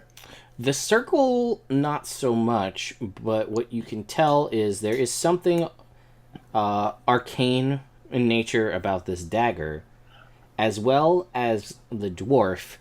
Your guess is that this isn't a statue. This perhaps is petrification. Oh. So, from the looks of what I'm perhaps? seeing, I can tell that there's some sort of magical essence in the dagger in front, but the statue itself seems to have once been a person and is now a statue. Ted, based on how the dwarf is dressed, would that tell us how old he is? Like, is he wearing outdated clothing or is he pretty recent? It's hard to say because it's broken. The statue is broken and just kind of cobbled together. It seems to be chainmail. It doesn't. I don't believe you can determine. I don't think you can actually see much about how. Like, it doesn't. I don't think it even has a symbol like on the shield like you normally would. But it's hard to tell because at least from I mean, you could still inspect around, but it being broken makes it hard to tell. Yeah, that's okay. Like, just wondering how fresh this was. Oh, and I guess to your point before, to Igny's point before, the gravel surrounds the statue as well at a distance of 5 feet. Okay, so all of it is surrounded. It's about a 5-foot berth around the statue is this ring. Does the broken, like you said, the statue's broken? Does it look like it like tumbled over and just crunched into a ton of pieces, or is it a more purposeful break? It seems like it may have been more purposeful. It is the head and upper torso, the lower torso, and the legs, and they're sort of kind of reassembled together in this kind of wooden structure. Oh. And then, since you seem to be the one who's inspecting this closer, Igny, you can actually see there is an inscription on the frame that's kind of holding it together. It says, "Petrified Iron Star, ? Dwarf. Found 1459 DR in Red Larch West Quarry in broken condition." So Igny, because she doesn't technically read or write. Oh, that's true. She could just point. She looks at it and goes, "I may be important. I see numbers, date," to the wizard. I'll look up. What language is it? Okay, it is written in common, so I will say basically, the same thing. Petrified Iron Star, seemingly the clan name, with a ? Dwarf. Found 1459 DR. That is roughly 20 to somewhere in the 20 to 40 years prior to current. In Red Larch West Quarry, which you guys are familiar with, the kind of quarry that's outside, the stone quarry, in broken condition. Isn't there 2 different quarries in town? Yes, and I will flip back to tell you about the West Quarry, because this town is just a wonderful town where there's 2 of everything. Couldn't make it easy. It's not like it's the one clothing shop. No, there's 2 clothing shops. So yeah, that's I guess nice. It's in the small town. So yes, this is Maliko Stoneworks. Maliko Stoneworks. This is, you also remember, people had spoken, like, her stoneworkers wouldn't work late nights because they were scared off by dark-robed figures. And they were spooked by dark figures in stone masks. And she said that there was, like, that's just codswallop. Up. That's just people trumping up. My guys just don't want to work. They're trying to get out of work in overnights. But, like, if you guys are really interested in that kind of adventuring stuff, you should go see Trickle Rock Cave, which is where you guys were assaulted by the Sturges and didn't have anything there to show for Okay. Also, from a quick summation of the gold in front of it, 440 copper pieces, 253 silver pieces, and 97 gold pieces. That's what's on the ground there, as well as a couple of gemstones. I'll look towards the party and say, do we want to take those, or do we want to leave them? It's all you. You can have disturbed? Igny's eyeballing it, but she's a little nervous about the circle. I'm gonna be real, like breaking the circle in any way. That circle seems sus. I read your attitude, and I'm like, I can't think of the word. What's the word? I read your vibes. I want to cast detect magic. Okay. On it, just to see. Sure, you happen to. All right, yes, you take an action. You cast detect magic. That's fine. The dagger is 100% magical. You don't get any magic from the statue or anything like that. I mean, do I sense that the circle is a ward or keeping this contained by any like I guess I'm trying to figure out what the purpose of the circle is. It's hard to tell, but it doesn't seem to be magical in nature. Okay. So I kind of want to get the dagger, not for gain, but more for inspection. If you want, we can take a step back, and I can possibly move some of the gravel to make sure that it's not going to do anything with my mage hand. I just went ahead and grabbed the dagger. Okay. You're like saying that, and I just like reached forward and grabbed the dagger. Never mind. All right, so you grab the dagger. Upon closer inspection, this dagger is actually quite beautiful. It's decorated and engraved with star motifs up and down the blade and along the hilt. The grip is wrapped in night blue, like an evening night sky blue leather. Dried blood still coats this dagger, though. Ooh. If you, I might be able to tell you what that is. I just look at it. I'm like, we can look at it later. I put it in my pocket, and then I turn to Igni and I'm like, "It's all you." Well, I see Ozzy. You probably want some of that gold too. I do. There, yeah. So to reiterate, for the party, since you guys are taking it, 440. But I have a list of all of our loot right here that we've gotten that we haven't actually divvied up before the game. Okay, so here is 440 copper pieces, 253 silver pieces, 97 gold pieces. There are 6 small green agate stones that are worth about 5 gold each, and 2 heavily polished rounded moonstones that are worth about 50 gold each. All you guys. And Ozzy, Lilith reassures you, like, "Oh, I have no desire to hold on to this dagger, but I'll give it to you when we get out of here because something feels off." Okay, that's fine. I just need gold for arrows. That's really it. Yeah. You guys can I don't want any of the gold. You guys can definitely divvy stuff up once you guys make your way. I trust Ozzy to just take just that. I feel like we're so trusting, you guys. I know. I love this party. It's great. It's because I'm 19 years old and I'm young and naive and I don't know what I'm doing in the world. You seem like a good buddy. I want to be your friend. That's I want to be your friend right now. The camaraderie is real, you guys. Yes. I have decided that is my goal. Okay. So, again, out of here, there is a door to the north and a door to the east, continuing on that way. So we got north and east. Yeah. What do you guys want to do? Doors look the same. Yep. Nothing about them. Okay.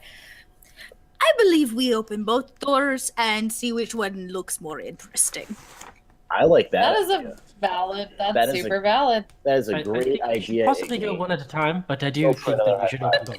Yes. Open both doors and see what happens. So Igni goes and attempts to push the one on the east wall open.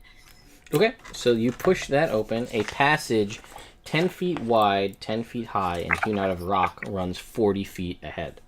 A small lantern hangs from a hook in the wall next to the door at the east end of the passage. Sitting on a wooden stool by the lantern is a balding, beardless old male human in patched and faded work trousers and a matching tunic. He is idly whittling a stick. He hasn't noticed us yet? No. Igni slowly closes the door. Okay, you shut the door. There is old man at end of hallway. What kind of old man? Human man. He carves at stick. Okay. Should we say hi? Door number 2. Wait, what was he wearing? Very little. It was torn robes. Was it robes or was it just clothes? It was just old work clothes. Work clothes. Okay, cool. So probably pants and shirt. Normal man things. Okay. Yeah, he seemed totally bored, just like he He did not even notice me. Okay, let's look at the. Maybe we should try the other door. and see Door what's number over there. 2? Yeah. Door number 2. All right, so you guys open this door, and it leads to a passageway that goes about 40, 50 feet up and then curves to the left. Say again. I'm sorry. It's a passage. It's a straight 5 foot long or 5 foot wide hallway or 10 foot wide hallway rather, that goes down and then eventually curves to the left, back to the west. Is it lit? It is not. It is not lit. It is just hallway. It curves this way. I think if I may cast my vote, I would like to avoid interaction as much as possible. And then I'm like, I agree. think that's fair. Yeah. He was well entertained. We do not need to bother him. Yes. although let's make a mental note. Usually there's somebody's guarding something, so there might be something of worth through that next door. But yeah, let's keep exploring is my vote. Okay. So you guys can continue down that hallway. What's the... it's a 10 foot wide hallway, so you can go 2 by 2. But who's in the front, just so I'm aware? I'll go frontward. Okay. Frontward? Sure. Yeah, Igni will take up the rear and the shadows. I'll come up behind Lilith Okay. for support. Got it. All right, I'll stay in the back Or then.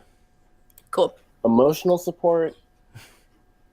For someone to talk to. Sure. Sometimes you just need to get something off your chest. You know, it's like, Yeah. life can be hard sometimes. Hey, Yeah. you know, I mean, it's sometimes adventuring's a lonely life. Yeah. Yeah. So... But we can all be friends. Yeah. Yeah. New family. New We got land. that reassuring strut down the hallway, the passage. I'm going to be whispering, Yep. like, encouraging things into your ear. Like, you can do it. Hang in I there. trust you. Just all of those, She's like... slightly confused, but it's like- digs it. She's like, okay, yeah, thanks, man. Right on. You too. You're the best. So as you make your way down this hallway, it curves and it opens into a square room. In the center of it is a black rock about a foot across, hovering 3 feet from the floor. Lilith, your detect magic is still up. This is Yes. magical. Transmutation magic. Magical AF. I mean, enough... Transmutation, that's like, it would morph into something else, right? Potentially, yes. A normal rock floats here. You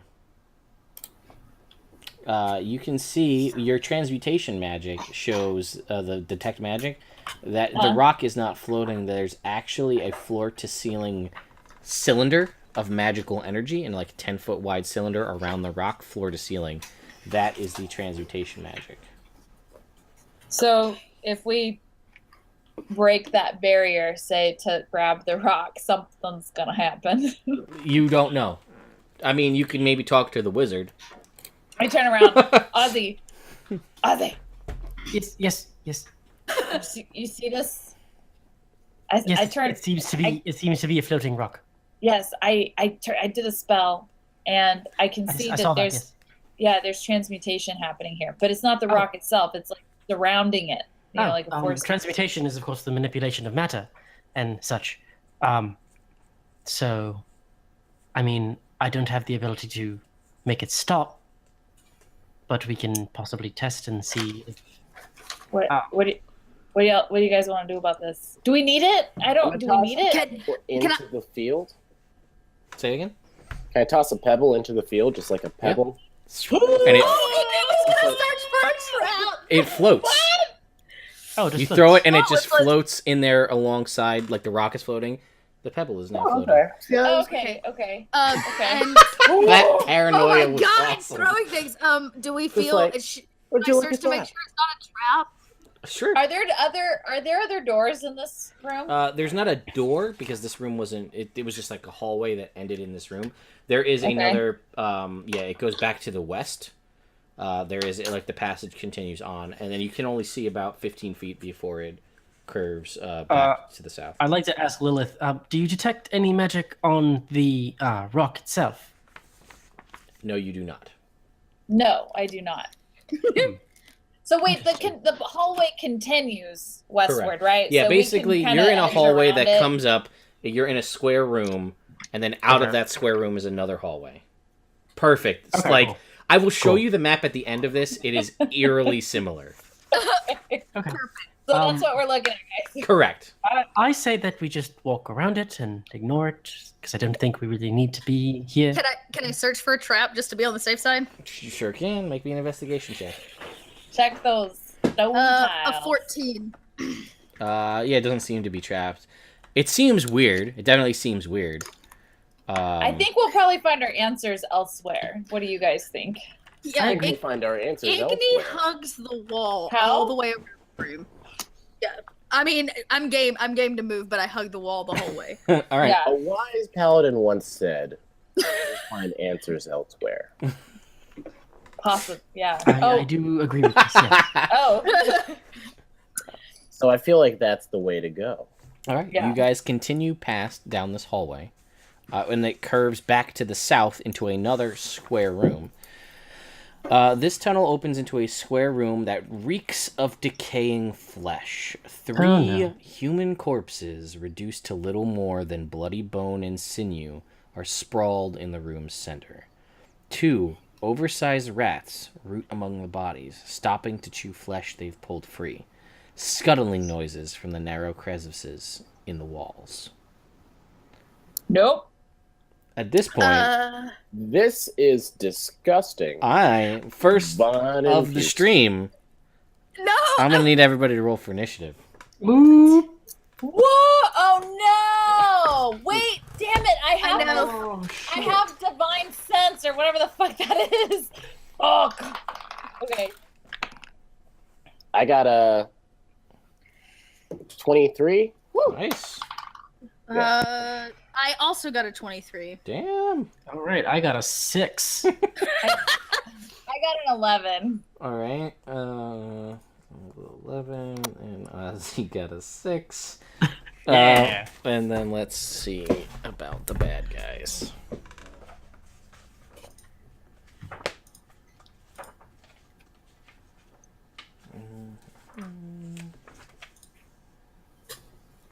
Bad guys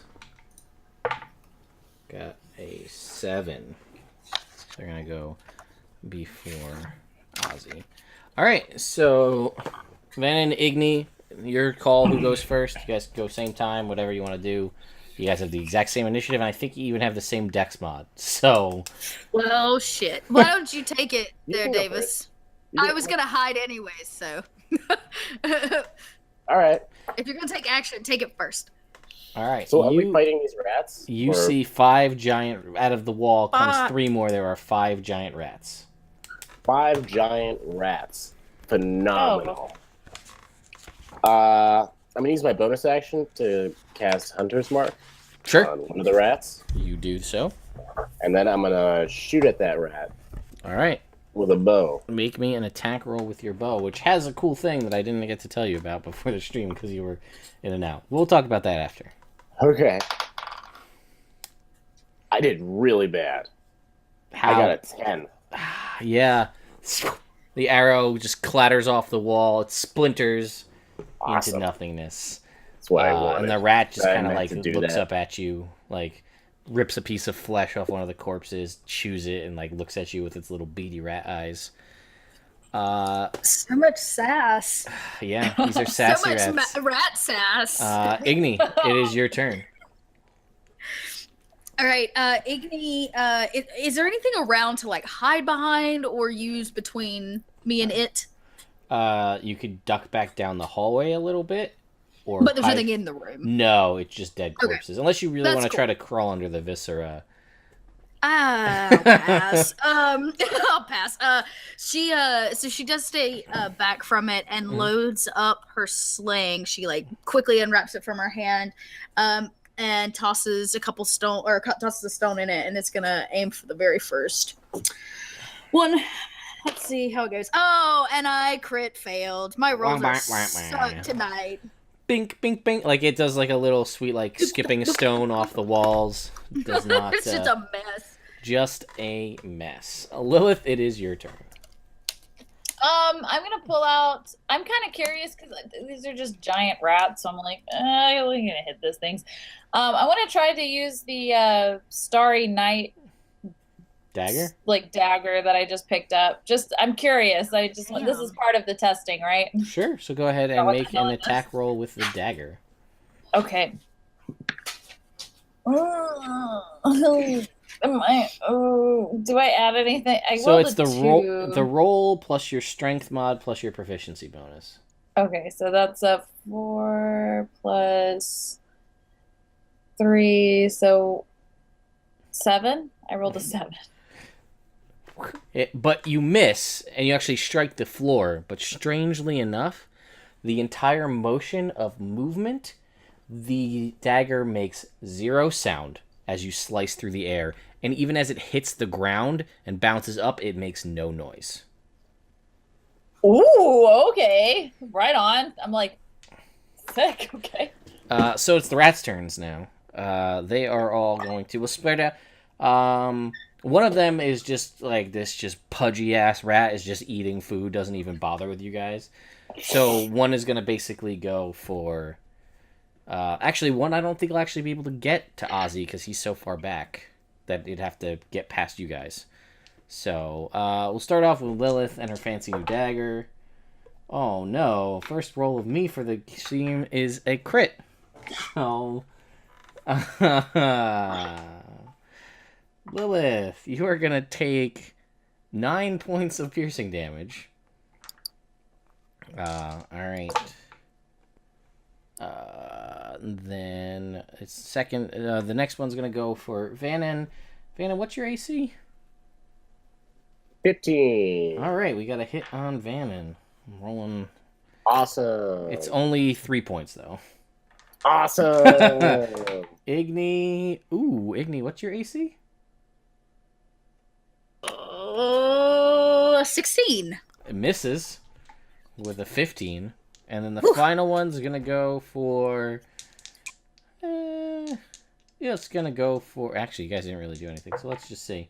Doesn't matter because it would miss everybody anyway. So, then it's Ozzy's turn. So how close are they all together? They are probably... Because of the way your companions and everybody's set up, most of them are probably within 10 feet of each other. Okay. Do you have a spell in mind? I do. How many could I fit in a burning hands? I'd say 3. 3? Cool. We're gonna do it. All right. Is it just fire? No. I'm actually gonna alter it. Okay, so I'm going to summon forth my elemental spectrum, which is basically an arcane color wheel that appears before me, and I'm going to make it. Interesting. Let's make it cold damage. Okay. And then the whole spectrum from the color wheel, that's 8 different colors that's displayed, turns into totally blue. And you feel, you actually visibly see a like sweat start to come down Ozzy's face. And he shoots forth a very small cone of cold, essentially. All right, and what is your spell save DC? My spell save is a 14. All right, so go ahead and roll your damage for your burning hand. Okay, so it's going to be 3d6. 3. Oh, that's pretty good. 13.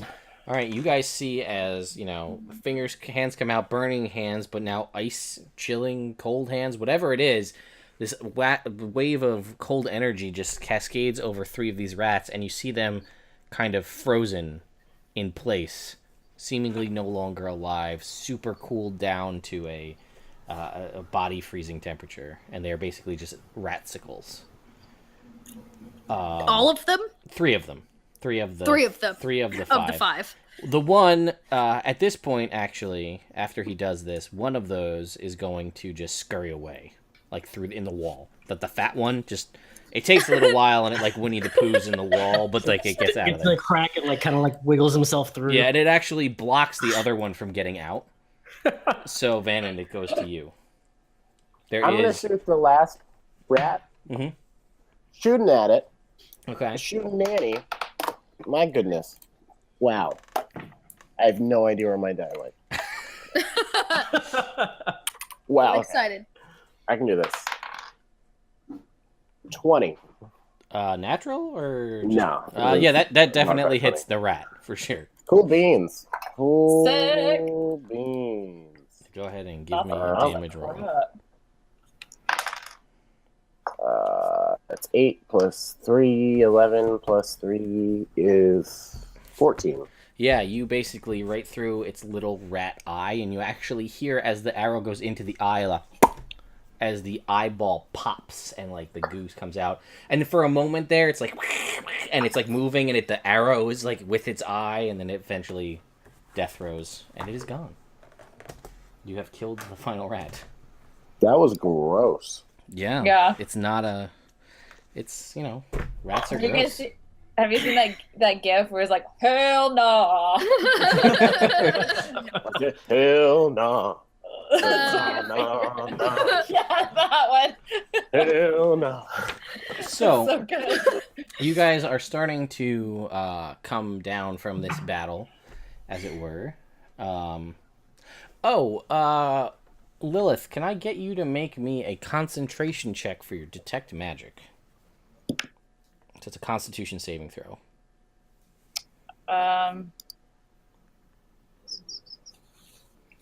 So it's gonna be an 8. An 8? Mhm. That unfortunately is not enough for the 9 damage that it dealt to you. So you lose your concentration on detect magic, and it fizzles. Okay. Yeah, that hurt. That really hurt. At this point, you guys hear shuffling of feet coming from the other hallway you haven't, because the room that you guys are in, another hallway continues back, and I'm gonna say, for all intents and purposes, in your awesome map, Brittany, it connects to the other hallway from the beginning there, the 4-way hallway. Oh, cool. The dwarf. I Yep. should have extended it just ever so slightly Interesting. for her. The one we didn't choose. Correct. Okay, and we hear feet. You hear, yes, several footsteps running Uh, towards you. Towards us? and there's nowhere to hide. Fuck. No. I mean, There's you a- guys have, I'm going to say you guys have a split second to come up with what you want to do before. They clearly heard commotion, probably saw the blue energy. They're coming this way with purpose. You guys have a few seconds to make a snap decision of what you want to do to prepare before they get there. Do you guys want to pretend to be dead? We could ambush them. We could hide in the sides of the door, and then they all run in. Igny's Yeah. down for that. She goes and hides around the edge of the doorway of where I guess the feet are coming. But the dead bodies is really great too. We could do both. It could be a trap. Yeah. Well, I don't want to take any penalties for having to jump up. Oh, I guess No. I could stab from the ground. Sure, we can make it work. That sounds. I like it. It's descriptive. We can make it work without any Okay. negatives. So you guys take off, and I just drop to the ground. Do you like pile on some shit? Because you're in fairly clean armor in a room full of Yeah. dead things. Okay, so I've just Get yourself nice and bloody. yeah. So Yeah, oh, Ozzy, I'm, what are you? Are you retching in going my with mouth. the ambush party down the hall? Who Or was you- that to? Are you going? You, Ozzy, are you Oh. going down with Igny and Vanan down the hallway to kind of stay out of the way? Or are you gonna bloody yourself up in the room? You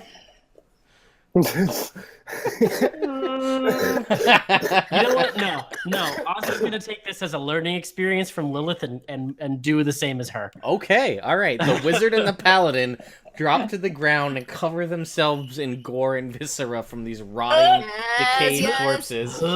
And the rogue and the ranger just scamper down the hallway completely clean and just ready ranged attacks. Ready. All right, so I'm gonna say that you guys see, you guys hear the footsteps, Igny and Vanan. You guys, Ozzy and Lilith, see 6 leather armor wearing guys come running down this hallway into the room where you guys are, and they stop to assess the situation. They see the ratsicles on the ground. They're like, what's going on? And then they're gonna just keep running past down the hallway towards where these two are, because that's the natural progression Do you guys want to wait till they get past you to try to like box them in, or do you want to try to get them as they're going? Oh, surprise round! Are you kidding? All right. Igni, very quietly and like with as little gesturing as possible, grabs her rope and tosses the other into you, and makes the motion of like make it taunt. We're gonna try to trip him. I want to trip him coming down the hallway. Okay. All right. And then we can stab him in the back. Okay. Oh So, wait, so you want them to run past us so they trip, and then we can all pounce on them? Down. I was gonna just like stab. I mean, you guys, if that's you guys, tell me what you want to do. You could try to, guys, Ozzy and Lilith Let's could try to trip take them out all. the We'll all last be two. down. yes. Yeah, I mean, I guess I picture it like we're hiding, they don't see us. We can do the rope trap, and then they would basically stumble over one another. Correct? Would Sure. be the trajectory. Okay, cool. So the plan is let them run past the Viscera gross room with Ozzy and Lilith. Then you guys are gonna trip them when they get out of that room, so they fall over. Did Ozzy and Lilith? Did you guys want to try to grab the last two in the line and try to take those guys out when the other four go past? Because there's 6. Yeah. Oh. There's 6, and they can run 2 by 2, and that's basically how they're running. In the hallway. 2, 2, Yeah, and 2. we should really box them in so no one can escape. That's what I'm thinking. Okay. So, all right. Yeah. So then I will, for all intents and purposes, let's just. I'll just roll initiative. Keep our initiative. I'll roll initiatives for these guys. So we're gonna put them in the initiative here, but it's a surprise round, so they don't get to act. So first up in the initiative, I'll just we'll play it out. They run through the room, and they Vanan and Igni are able to pull the rope, and then these guys, natural 1. So basically, these first 2 guys run, and as they're running, you can see they have some sort of symbol on their robes, their leather armor. They all wear the similar looking armor as well. And they kind of have this. Well, we'll talk about it more probably either after you guys kill them or otherwise. And they don't see you guys, but you can see they're running with a purpose. You pull the rope taut, and then the first 2 guys just tumble. They just face plant into the ground. Get them.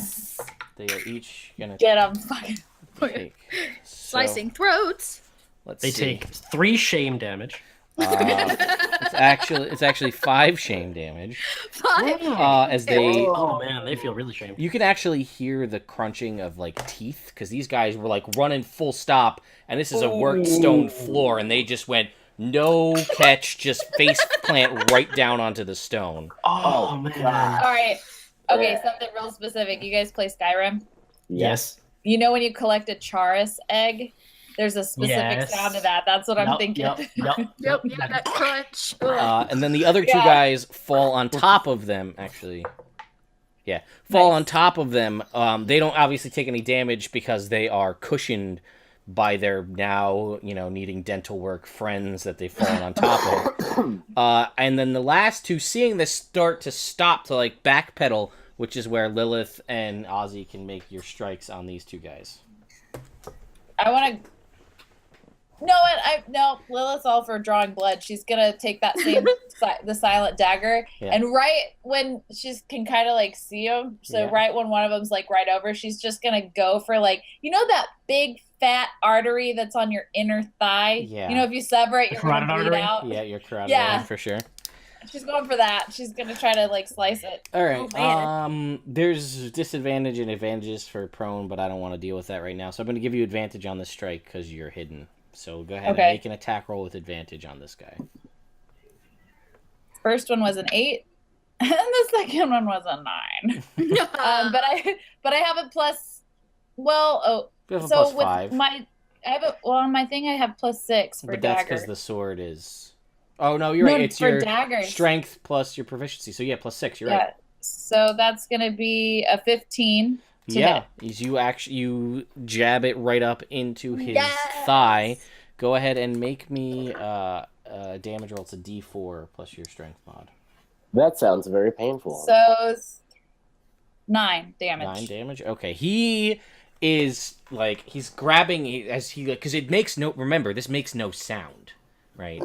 he just like you shank up and pull back, and he doesn't hear anything, and he just looks down at this gaping wound in his leg as it's like spurting blood out of it. And he's like screaming. He's like ah, and he's holding, and he's trying to like trying to compress it to like staunch the blood flow, and he has no idea what happened.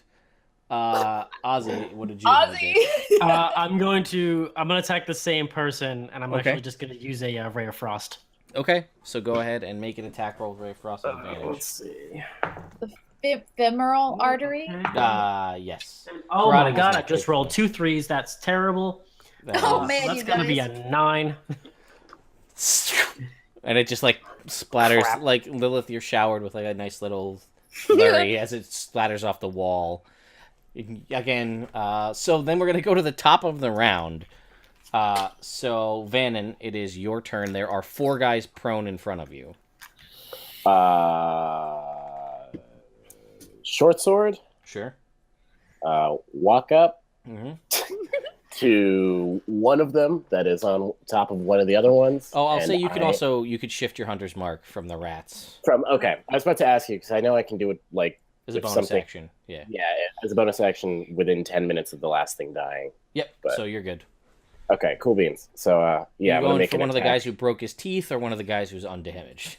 The one of the guys, like, so I'm imagining the guy who broke his teeth is on the ground on his stomach, and the other guy's just on top of him. I'm just gonna Basically, yeah. stab him, Okay. the guy that's on top of him. So even if the guy who broke his teeth tries to get up, he's gonna be like, there's a dead guy Guy on me. on top. All right, I like it. I And like I it. broke my teeth. Go ahead and make an attack roll with advantage because he's prone.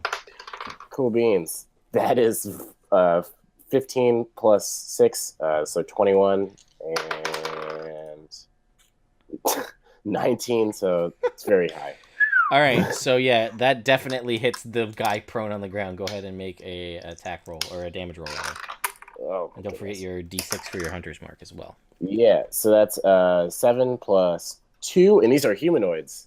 Those are my favorite enemy. So 2 plus 7 is 9, plus 2 is 11, plus 3 is 14. Shit. Yeah. So you actually stab this guy in the back, threw him into the guy below him who only had 3 health left, and take them both out. Whoa. One stab. Okay, cool beans. You skewered them. Yeah, you right through one into the other.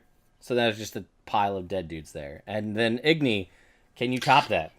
Probably not, but she's gonna give it a go. She reaches for a dagger and attempts to slice the one on top's throat. Okay, make me an attack with advantage, please. With advantage, that would be a 24. Yeah. I would say so. And that's 6 points of damage with the dagger. And you have advantage because he's prone, so that counts for sneak attack. Oh, attack that's rolls true. you have advantage, so that's another I 2 get d6. another. 2d6. Oh, you're right. It is 2 because my level. So that would be another 4 points. So what did I say? 6 and 10. You just slit this guy's throat, and Sneak now attack. he's bleeding out on his buddy who's got his teeth broken on the floor. Sad day. Let's so- keep this last one alive. Igni nods and grabs his. Oh, I guess it's his turn, isn't it? Yes, it No, is we're actually. still. Yeah, it's his turn. They get to their so that guy, he's just like and he's he basically is going to have to take all of his movement. Actually, yeah, they don't really. Yeah, he's actually going to use basically all of his action to shove his buddy, basically de-grapple his dead comrade who's on top of him, and then use half of his movement to stand up. And then he's going to just run.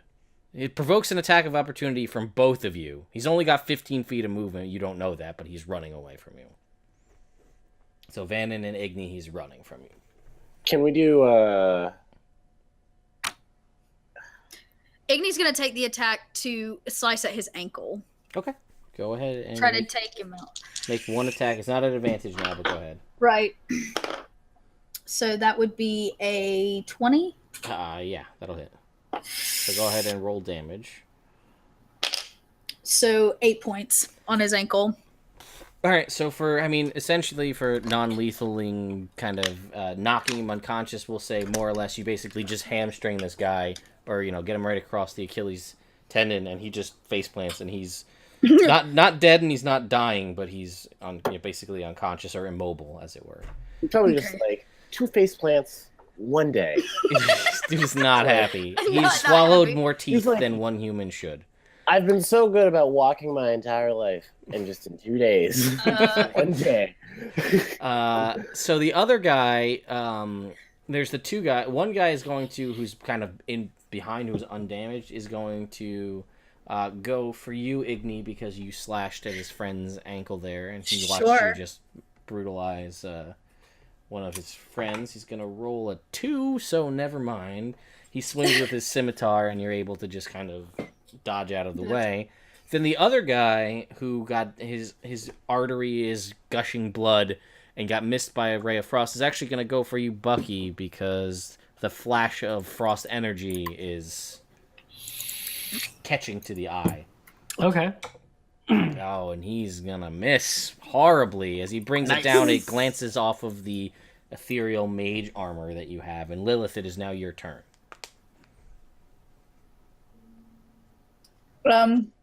I also realized I forgot to add the +2 that I get for my So that's I should have a +8 to any melee attack as long as I'm just single-handed. Hot damn! I'm gonna take that same silent dagger of the night.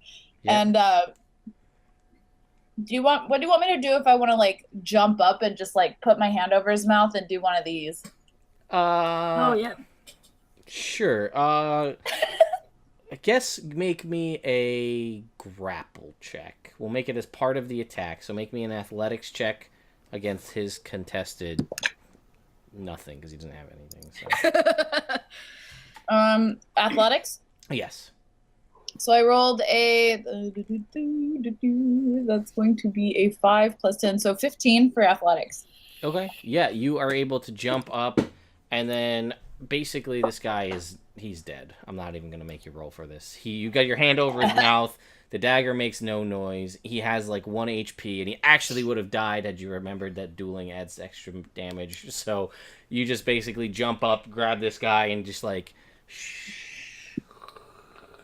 fall back down into the refuse. If this I would have done it quickly. I'm not gonna torture him. No. I mean, like, you can just fade away with this guy after. It doesn't really matter because there's another guy there.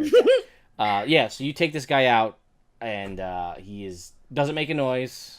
Neither does the dagger. And then Ozzy, it's your turn. There's one guy left. All right, so I'm going to shake off the failure of that last ray of frost and try it again on this guy. Okay, this guy is currently untouched. Okay. That's a 22. Yeah, definitely. Cool. And 6 damage, and his speed is reduced by 10 for the turn. All right, so you guys see a blast of kind of bluish-white cold energy hit this guy. The frost kind of crystallizes on him a little bit. And Vanan, it's your turn. He's actually right next to where you are.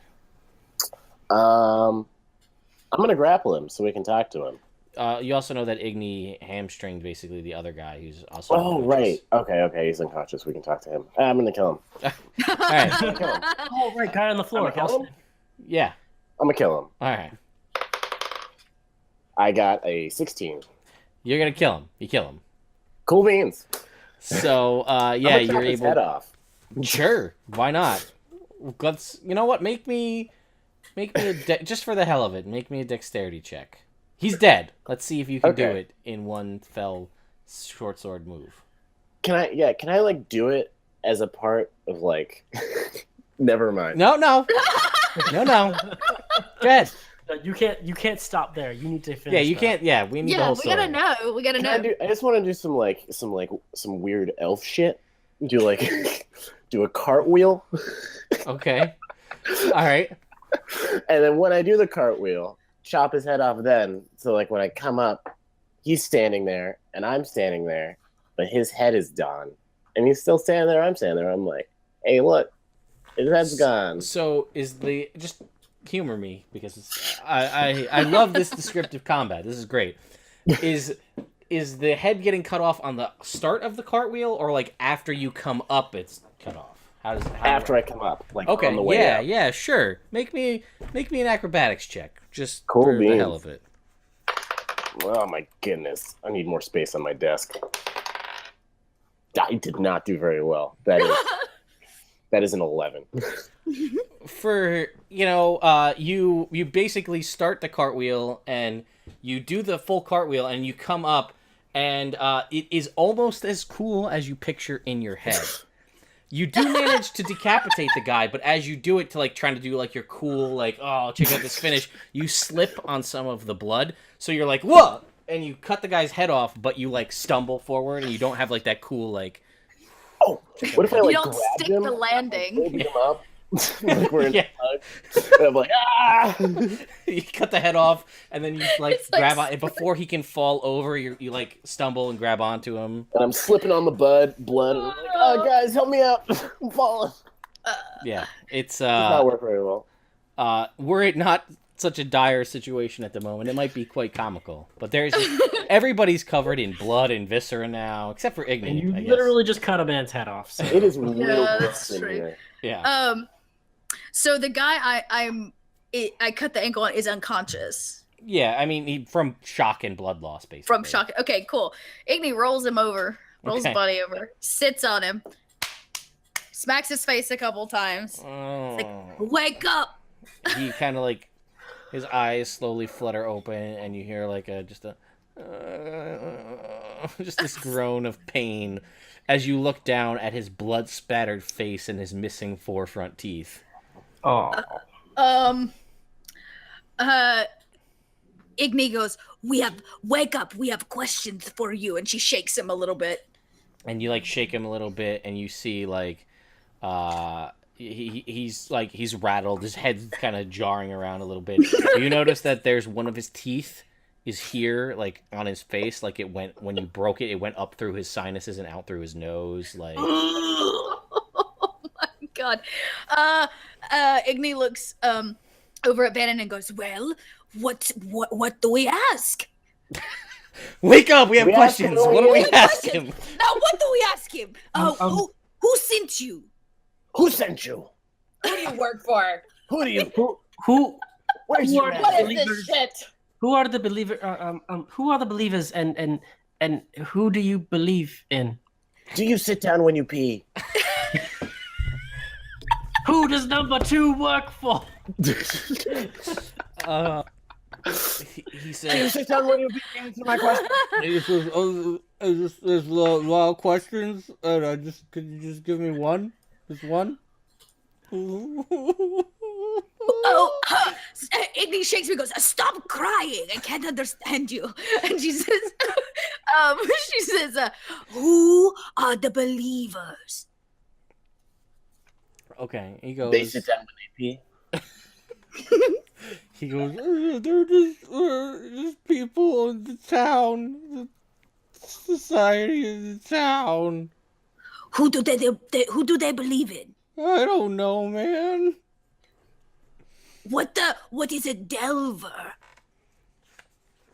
Let's see. Does he actually Does- know any of Does this? he know what that is? I'm actually. I feel like he doesn't, which is great. You guys Damn are it. just beating the shit out of this guy. He's like, I don't know, man. Just leave me alone.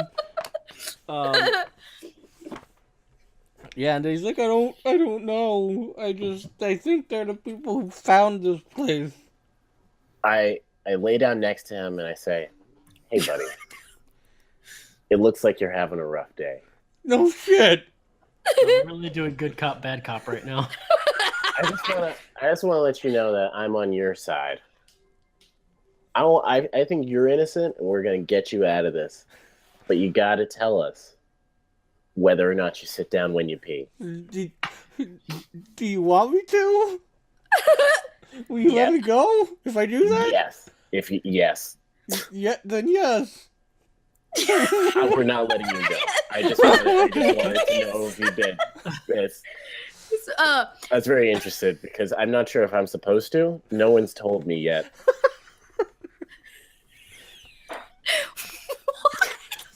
I think Vanan's from the woods. He doesn't understand toilets. So Igni looks from Vanan back to this poor mutilated man, I'm very thoroughly confused. and we're the bringers of woe. We are here to. No. And you see him kind of like and spit out a tooth. who do you work for? Igni shakes him again. He just goes. He just shakes his head no. Are you withholding information from us, sir? If I was, would I tell you? Igni I look around at you guys, and I want to get into like crazy paladin mode. do it. I don't want to spend a spell slot on this. Igni reaches into her pocket and goes through like her thieves tool and pulls out maybe like a pair of pliers or something of the sort, and peels his mouth open to what teeth are left, and just puts the pliers on one and says, "I will remove all your teeth if you don't tell me what I want to know." She will. She'll do it. Hey man, you look really stressed out. How about I get you a pack of cigarettes and a cheese pizza? Ozzy is just standing behind all of them in the background, like, what the fuck is going on? A little 19-year-old bookish wizard is terrified of the brutality of his teammates as they're torturing this person. Lilith doesn't know how to torture. She wants to, but that you saw her fumble at the fucking starting line. She's like, yeah. No, Igni does, and she repeats again. "I will remove your teeth if you don't tell us who you work for." He goes. He goes. We are the burgers of woe, and we were here to award your curiosity. And he kind of like looks at you, and like for like his all pension of like sadness and like crying and his terror just kind of goes away, and he's still got a lisp because he's got no front teeth. But he says, "We were here to award your curiosity with death." And his eyes just kind of get like kind of stony as he stares right back at you, Igni. Death. I do believe he said des. We all get a desk. You get a desk. And you get a desk. Igni drops him back on the floor and says, "I think they want to kill us." You think they want to kill us? I'm pretty sure. That's actually really good because we just murdered like 5 people. We had no idea why they were down. I feel a little justified now in what we did. So yeah, I was kind of worried in the moment, when I was stabbing worried. one guy like through the back into the other guy. I was thinking to myself, like, what if these guys are really chill, but they're already dead, Yeah, to that point, yeah, they said nothing. You guys just attacked them. What kind of are they wearing? Yes, thank you. That's What exactly are they wearing? I was gonna say because I'm gonna don their robes if they look fancy. Well, most of they may have, but they're also now splattered with blood, which doesn't seem to bother you too much. So I guess that's okay.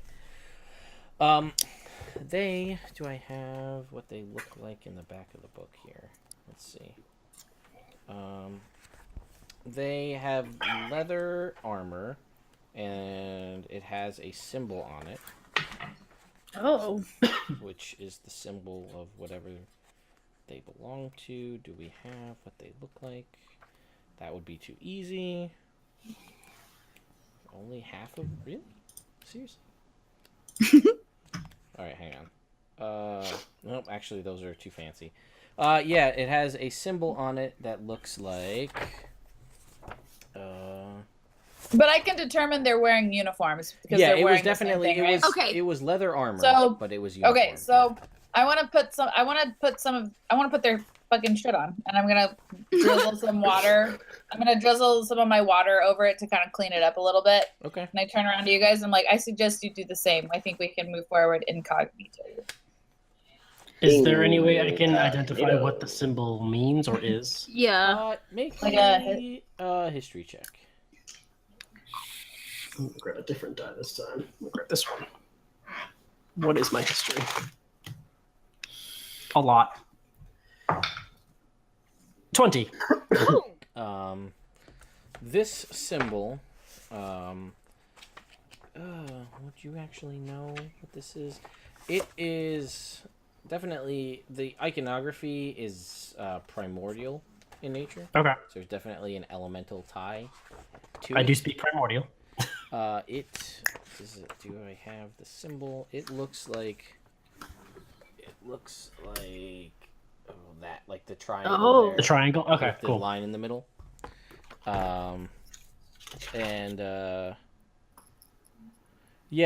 This you recall again, because I mean there was a degree of elemental stuff in your studies. Yeah. Obviously, A lot of it. This is a symbol tied to elemental earth. Okay.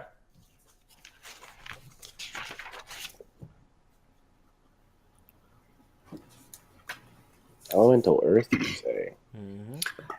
Okay, then I'll turn to the rest of the party and say, that symbol looks like something I looked at in my studies. It resembles elemental earth of some variety. So the earth in some way, whether it be the plane or the element in general, it resembles earth. It seems fitting since we're underground. Yes. Well, you guys want to go? Yeah. What do we do with him? I think he needs to be knocked out. Well, I don't know. We can't have like Should we just break his neck? witnesses. Yeah, Should we I just think we need smother to him? Does anybody have a mercy kill him. All right, you guys can mercy kill him. There's no roll needed. He's pretty. Let's helpless. mercy kill him by cutting off his arms and legs. No, oh God. Not a mercy killing. He'll die. Igni Fast. takes all this in and looks at him and goes, "We not die, you die," and covers his mouth and slices his throat. Okay. Yep. He's dead. You guys got your armor on? Yeah. How much of this armor can I not have to wear? Like, what piece could I? Because I really would love not to have to put on a whole bunch. Is it like bulky armor? Or is it just leather? It is. If I put armor on, I can't cast spells. Yeah. It is. You can basically. We just need to get. I just want to use it to get past that one dude at the other. Oh, right. Mm. The whittling man. Yeah, I think if we just put it on for that, we can probably get past him, and then we can take it off and not deal with it. Yeah, I mean, we can say you guys do something of that nature. Just like a layering effect. Sure. Yeah, that's fine. So you guys are gonna backtrack back to that room. Is there no other way out? Is there another door? If you leave, it connects back to the. Yep. Back around. Yeah. Because the other dwarf statue can be moved to lead to another passage, right? Yes. But we would have to go past the whittling man. No, the whittling man is because pointing at we're her here. screen, like you can see. We're here, yeah. and we could go back down this way. Instead okay. The whittling man is the far right in that symbol. Yeah. Here. Well, Yep. Yeah. If you look really closely, I okay. even put the Did you like put 'em? light. Aw. Yeah. Okay, cool. All right, perfect. Well, then we go around. So you guys are gonna go down and move that other dwarf statue, or you're gonna go back. Dwarf moving some Yeah, dwarf. let's move a dwarf. Okay, you do that, Like and a I will dead just dwarf. tell you guys for the sake of time. You walk down; it's a dead end hallway. Oh. Well, It only goes we like go 15 past- feet, and then it's a dead end. so we just walk past whittling man? Well, that's the only way you haven't gone. Is that way? Can I look Yeah. at the dead end? Yeah. Can I use like insight or perception to see if maybe there's like a secret passageway at the dead Sure. end? Make me a perception check. Perception. 21. It seems to mostly just be like rubble caved in. It doesn't seem to be a secret. Oh, okay. I didn't know if there Yeah, was no. like. Hey, good call. Yeah, so you guys can basically backtrack the exact same way you came, because you can't go back the way you originally went because there's a cage there that got dropped. Correct. So Right. you guys can make your way back around, and now you're back into the hallway where the whittling guy is. Let's go talk to the whittling guy. So we're just going to be soldiers? believers. Of course we are. Okay. You know what, Ozzy? You should Yes. talk to him in Primordial. Okay, I can do that. All right. Intimidate that asshole. You speak the mother language. So you guys go, and Ozzy, you're going in front, I'm guessing, to see this. Yeah, I'll go in Again, front. you see this man. He is a beardless, balding man in old clothes. He seems to be, he's up in years, human male, and he is just whittling on a stick still. Different stick. You see, like, he whittled that stick to nothing. He's on a different stick now. Then I will say, oh God, what am I gonna say to them? I'll turn to them and I'll say, what do I say? I think you're supposed to say hello at the start of a conversation. A believer approaches. Okay. I'll turn to him and I'll say in Primordial, a believer approaches. And he kind of, like, stops whittling, and he looks up at you, and he kind of, like, puts his finger in his ear, and goes, "Ah, what's that, Sonny?" A believer approaches. And he goes, "You ain't one of the believers. I know them all." But he says, "But if you really want to go past there, I ain't gonna put up no fight. I'm weak. I ain't got nothing left in me. I'm in my years. Just don't hurt me. That's all I ask. Just don't He said hurt that me." all in common, right? Yeah. Okay. What I is- do believe he speaks common. We're new believers. Mhm. We just joined. And he kind of goes, "Sure you are, darling." He goes, "Just don't hurt me. I'll just let you go right on past. And he, like, implores you, don't provoke the wrath of the Delvers. Just please, whatever you do, just don't do that." Igni hears him say that and goes, "Listen, we not hurt you. What is Delver?" He goes, "There's some stones in the next room. Magic stones. They say they're put here by the first people that delve down in here. And they say if they're moved, bad things happen. So just don't disturb them. I don't know Which if one? it's true, but it's above my pay grade. I'm just an old man, whittling my stick." Which stones? Well, if you want, you can possibly just go back there with Grund. I think he has some extra pickles. He goes, If you Oh, want. Grund always has pickles. Rob, can you just like give us your word that you're not gonna go like tell on us? He goes, "Of course, I have no desire to tell on anyone. I just want to live. They made me stay down here and guard this door, so that's what I do." Can I roll an insight check? Sure can. 21. Yeah, he seems to be telling the truth. He explains to you, though, Bucky, that there's this mystery of these moving stones, that these great stones contained in the next room. From time to time, they change position when no one is watching. And he says that's how they talk to us. That's how the Delvers speak to us. And we believe in the Delvers. Believers believe in the Delvers. They show us the signs of coming danger and warn us against bad choices. Have they shown you anything recently? I don't think they have. No, not recently. Solid.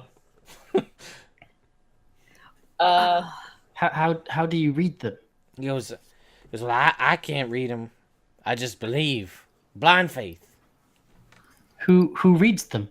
He goes, there's a priest, earth priest. He reads them. What's his name? Name is Larrick.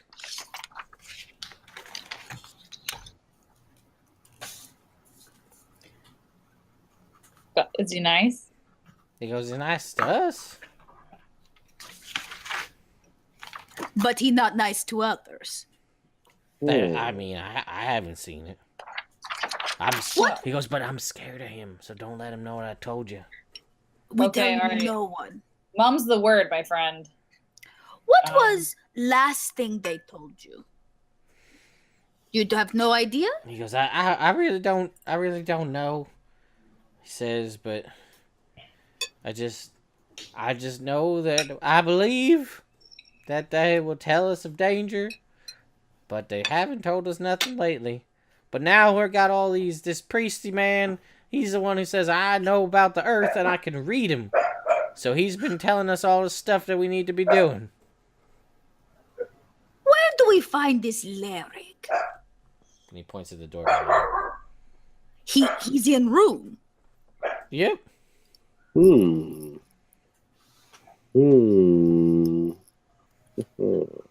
Well, I would like to speak to the Slayrick. Possibly he may know something. sure, we talk. I think we should I'm go gonna forward, just guys. mosey on out of here. You don't mind?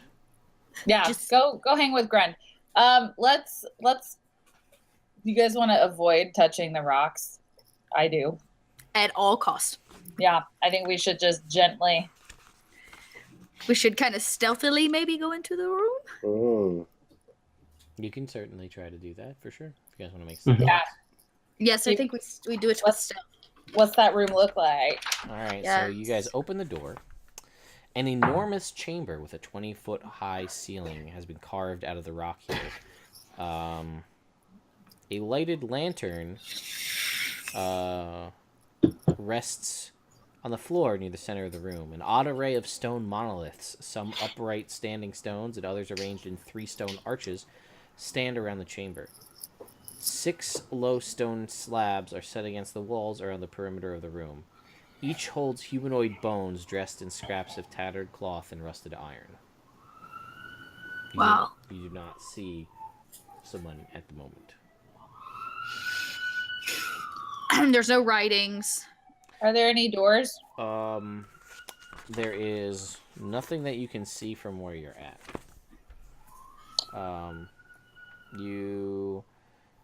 From where you guys just got into the room, there's a bunch. These stones are of varying sizes throughout the room that are kind of there, so you can't really.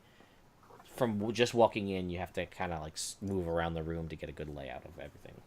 Okay. Even with my dark vision. Yeah, just because the size, like if something was behind them, you couldn't see. Got it.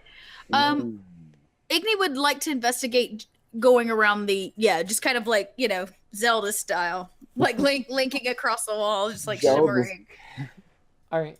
Little link action. All right. So what is everybody else's plan? While she's kind of shimmying around the room, rather. He's got a vein. Well, I have a feeling we're gonna have to do something in this room if we're gonna proceed any further. Yeah. Is there a clear path where we won't Yeah, touch you rock? can walk. Yeah, it's pretty. I can actually show you the majority of the room here to give you kind of a rough. It's like you can see right above my fingers here. It's just like you guys came in there, and there's some stones and stuff in the center of the room. Oh. Okay. Some are floating, that kind of stuff. Some are in, like I said, in arches. Some are just big stones. But like you notice that several of these could be big enough for someone to easily hide behind, and you wouldn't be able to see them. I see. Okay, well then I definitely want to investigate the room as around the perimeter. I stand in the doorway. I don't feel good about going in here, just like wholeheartedly. Am I able to actually see anything since I don't have dark vision? Yeah, there's a lantern in the center of the room Oh, okay, on cool. the floor. So The pieces that are floating, would I be able to possibly tell if maybe they fit together somehow? well, you'd have to get closer, Okay. but it's possible. So you guys are walking around the room. Igni, since you're kind of surveying, make me a perception check.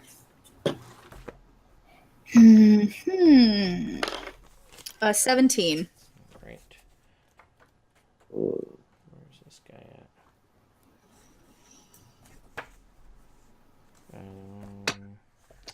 Okay, yeah, you, with your 17, actually see somebody behind one of the rocks. Can I tell if he sees me? Yes, it does seem to see you. You would guess that this is, based on your assumption, that this is probably this Larrick. This is the only guy in the room. Cool. He seems to be trying to use that for cover, basically. For cover, Igni says, I see you there. You do not surprise me. And she points to kind of let everybody know which rock he's behind. Ooh, okay. Let's see. Again, as you move closer around the room, you can see that these stone slabs have the bones of humans on them, humanoid bones. None of them are intact. Some of them have crushed chest cavities, heads, things of that nature. Huh. So he kind of looks at you, and you can see this guy he does seem to be wearing some kind of armor, like some sort of heavy armor. Huh. And it's kind of earthy in its design to it, but he doesn't seem to be wielding any weapons that you can see. Okay. Actually, I lied. He has a glaive, apparently. Oh. Okay. Pretty cool. Interesting that a priest carries a glaive. Yeah. But he makes, when I I yell to him, he doesn't make any reaction back. Well, he can't, at the moment, he's a little shocked that you saw him. Oh. And then he has 0 personality. Great. So she says, are you Larrick? We are only here to talk. We do not want trouble. He kind of moves out from behind the rock and can see you, and he starts to move, cautiously, but towards kind of the back, like the south, I guess you could call it the southeastern corner of the room. And he says, I don't want any trouble either.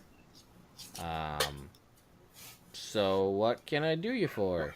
He's like, slowly. Ignis says, stop moving. We ask questions. You give answer. What is this place? He says, this is the Chamber of Moving Stones. It is part of other place though, larger place. He goes, yes, we've been calling it the Tomb of Moving Stones. And what are you doing down here with moving stones? He says, goes, I'm on a mission from a higher power. I'm here With higher power. to spread the good fortune and goodwill of the Church of the Black Earth.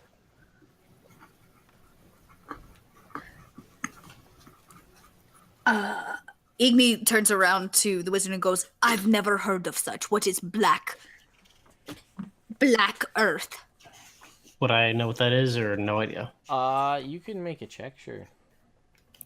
Make a religion check. 18. You obviously are getting the feeling that the guys out front, also Earth priests, or Earth-related folks, probably has a correlation to this guy in some way. And that they seem, again, tied to this elemental Earth. But yeah, you're not... there's not a lot of good elemental things. There are some, benevolent elemental creatures, but you don't get the feeling that may be the case with case, right? I'll say something. Something does tell me that everything here is possibly evil. He goes, no, we're not evil. We're just here to move You deal with elementals. I study elementals. Most elementals are evil. He goes, no, they're just misunderstood. Igni points to the slew of dead bodies laid out on slabs and goes, "And your killing of people, And he says, not evil?" "Oh, we did not kill them at all. They've Was, been dead for years." Was Braylon meant to be your next sacrifice then? Let's see.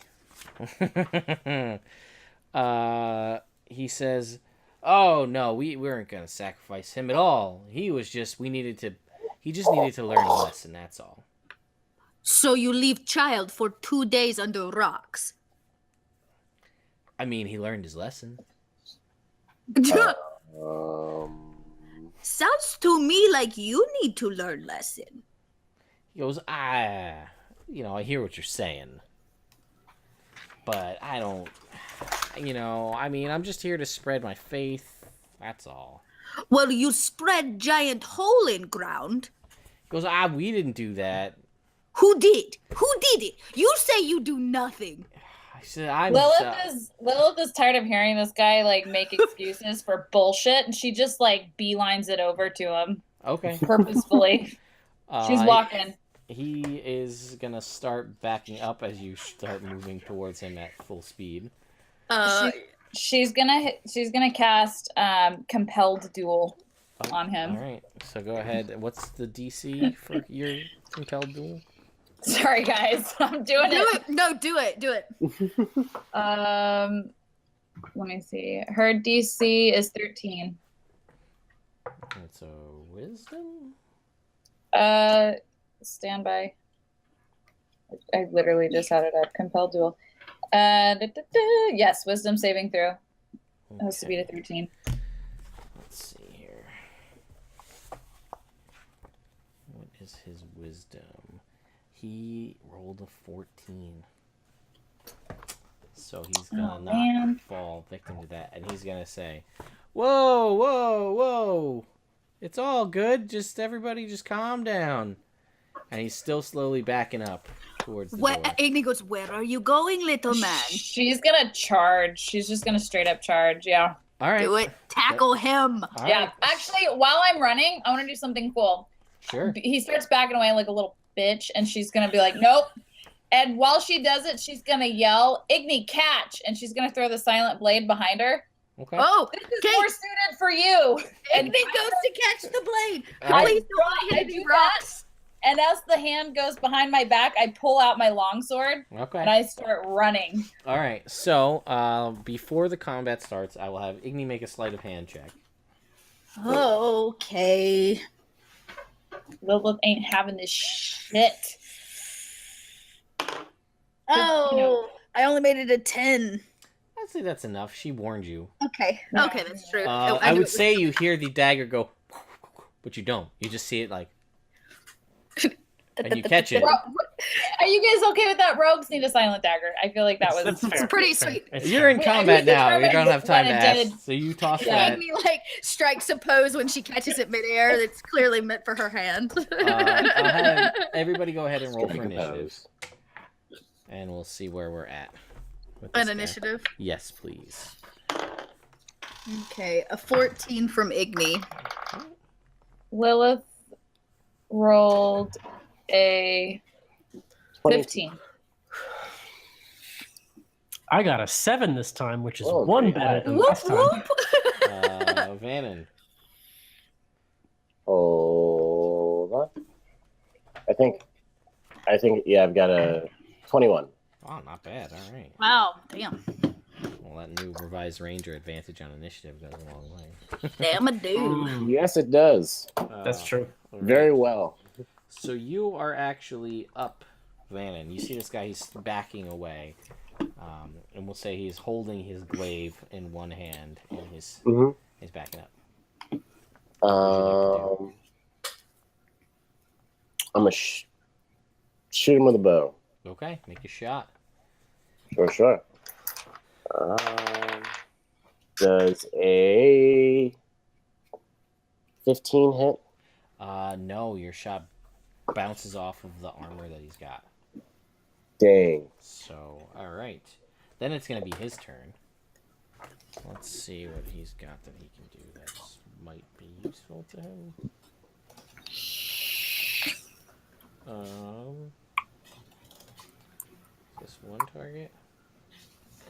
Oh, he's not. That could be fun. So he's going to, as he's backing up, he's going to put his hand out, the hand on the glaive here. He puts his hand out, and he begins to cast a spell. Ooh. And I need all 4 of you to make me wisdom saving throws, please. Got it. That's not good. A 9. 11. 6. Lilith? No, what'd you roll? That's a 1, isn't it? It's not, it's not an automatic failure. So just one. It's 1 plus your wisdom saving throw, which is probably 6 or 7, something like that. I thought ones were like an automatic fail. I mean, that people play that way. 5th edition base rules is one's only a fail on an attack roll. Oh, Auto right fail. on. Okay, it's still a that's good 1, to know. which probably Good to means know. it's... You said will, so Yeah. I got a 4. So doesn't matter anyway. Everybody fails. You feel Brilliant. Cool. as he reaches out, this wave of energy pass through all 4 of you. And all of a sudden, things are slowing down, and everything is moving at a much slower pace. You guys are all affected by the slow spell. Your speed is cut in half. Your AC is reduced by 2, as are your dexterity saving throws. You cannot use reactions, and on your turn, you can only take an action or a bonus action, not both. If you attempt to cast a spell with a casting time of an action, you roll a d20. On an 11 or higher, the spell doesn't take effect until your next turn, and the spell must use you must use your action to complete the spell. If it can't, the spell is wasted. And then you can make a wisdom saving throw at the end of your turn to try to overcome this. No, fuck this guy. Do that, and he's going to move 30 feet back towards the corner. hate Then him. it is Lilith's turn. How far away am I? I've been walking towards him this whole time. I'm going to say because you moved up, and then he moved back 30 feet. So, and he wasn't... I would say you pretty much got up to him, but he wasn't... You can't use reactions, so he's 30 feet away from you. Oh, I hate it so much. I'm gonna dash. Okay, so you're right up on him. Yeah. At the end of your turn, you can make a wisdom saving throw to break the slow. Oh yeah, that's gonna be a mother fluffin' 21. Okay. 18 plus 3 is 21, right? Yes, it is. Yeah. I'm bad at math, you guys. So yes, you feel the compulsion of the slow spell end on you. So you are good to go. Going forward. Igni, it is your turn. All right. Igni is going to she's going to break the sling out and attempt to hit him with a stone. Okay. I have a clear shot, not having to like weave through any of the other stones. No, correct? you're Okay, cool. we'll say you're good for the purposes of this. All right. So 18 to hit. It would hit, but you see him bring up a magical shield of earth that blocks it. Aww.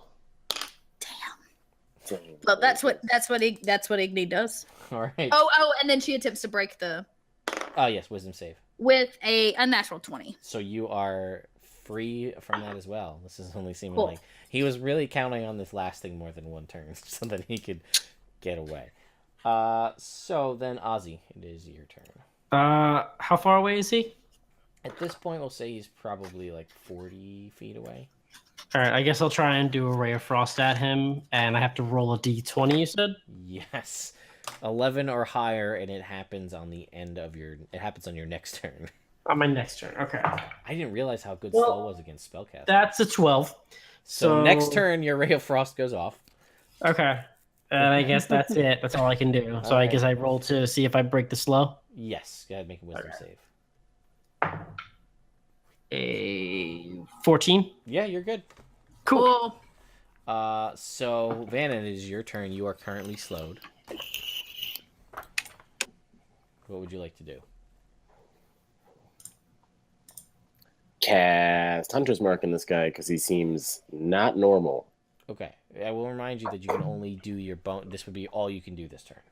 Yeah, I can try and break it at the end of my At the turn, end of your right? turn, correct? Yes. Yeah. So I'm gonna cast Hunter's Mark, and then I'm gonna try and break this. Okay. So you cast Hunter's Mark on him. Go ahead and make me a Wisdom save. Gosh. I got a 6. So you are still under the effects of the slow. And then he will, now that Lilith is right up in his shit, which he's not a fan of. Can he do anything? Oh, interesting. He's got his glaive. He is going to put his hand out. Actually, no. He's gonna dash away, and he's gonna take the opportunity attack. I want to smack him. I'm going to smack him with my longsword. Let's see it. That's going to be a 19 to hit. It would, but he's gonna block it with another earthy shield. Are you sure? Because I get a 19's a critical hit, right? No, just a 20. A 20? Okay. I get 3.5 mixed up sometimes. Yeah, Did they do that? Yeah. Damn it. Champion that fighter. right. Did you roll a natural 19? No, Oh, it was okay. not a natural 19. Yes. It was an 11 plus 8. Yeah, no, he's gonna That block little it with his earthy shield. Bitch. He's gonna move 60 feet towards that corner of the room, and will that put him close enough? I hate him. What a little. Yeah, basically, and he reaches that corner of the room, you see him push like a series of buttons, and the wall slides up. Fuck. And then that's his Which whole- wall? The back. This would be the southeastern corner, basically, right in the Where corner. what he was backing up into. Yep. And then now that's basically his action, though, to hit the buttons. So after that, it is Igni's turn. Okay. She is going to take. Okay, can I use my bonus action to? I guess I can use my bonus action to move. Can I do that? Yeah, you can bonus action dash as a rogue, so you can move. Basically, your full yeah. So movement. that's yeah. You so can move full your full movement. movement speed, and then another 30 feet for your full. You can move 60 feet and still have your action. Okay, so she's gonna move the full 60 feet to get to him and Yep. attempt to grapple him. Okay, it is an athletics check, or if you don't have athletics, it's your strength. Okay. Grapple. So it's like, I think I have acrobatics as my big one. Damn. Yeah, so it's Yep. it's either a strength check or athletics if you have it. It's the same. So Yep. She doesn't make it. It's only a 6. yeah, For the strength. he has a 12. So Damn it. He manages to resist your grapple. And then after Igni is Ozzy's turn. Your Ray of So I Frost guess my goes Ray of off. Frost file. Yeah, it hits the wall though, doesn't it? Depends. Did you roll to see if you hit? Oh him? no. So does this count as my last turn, This or is is- this my? This ac- is my your action for this turn. You still have For a this bonus turn, okay. action on this turn if you have some, and you still Okay, move. I'll roll the attack for it. That's a 19. The shield is still The up. shield. So Okay. you still have your movement though now, and if you have a bonus action, you have that as well. Okay. So how far is he from me now? 60 feet. 60 feet. Oh,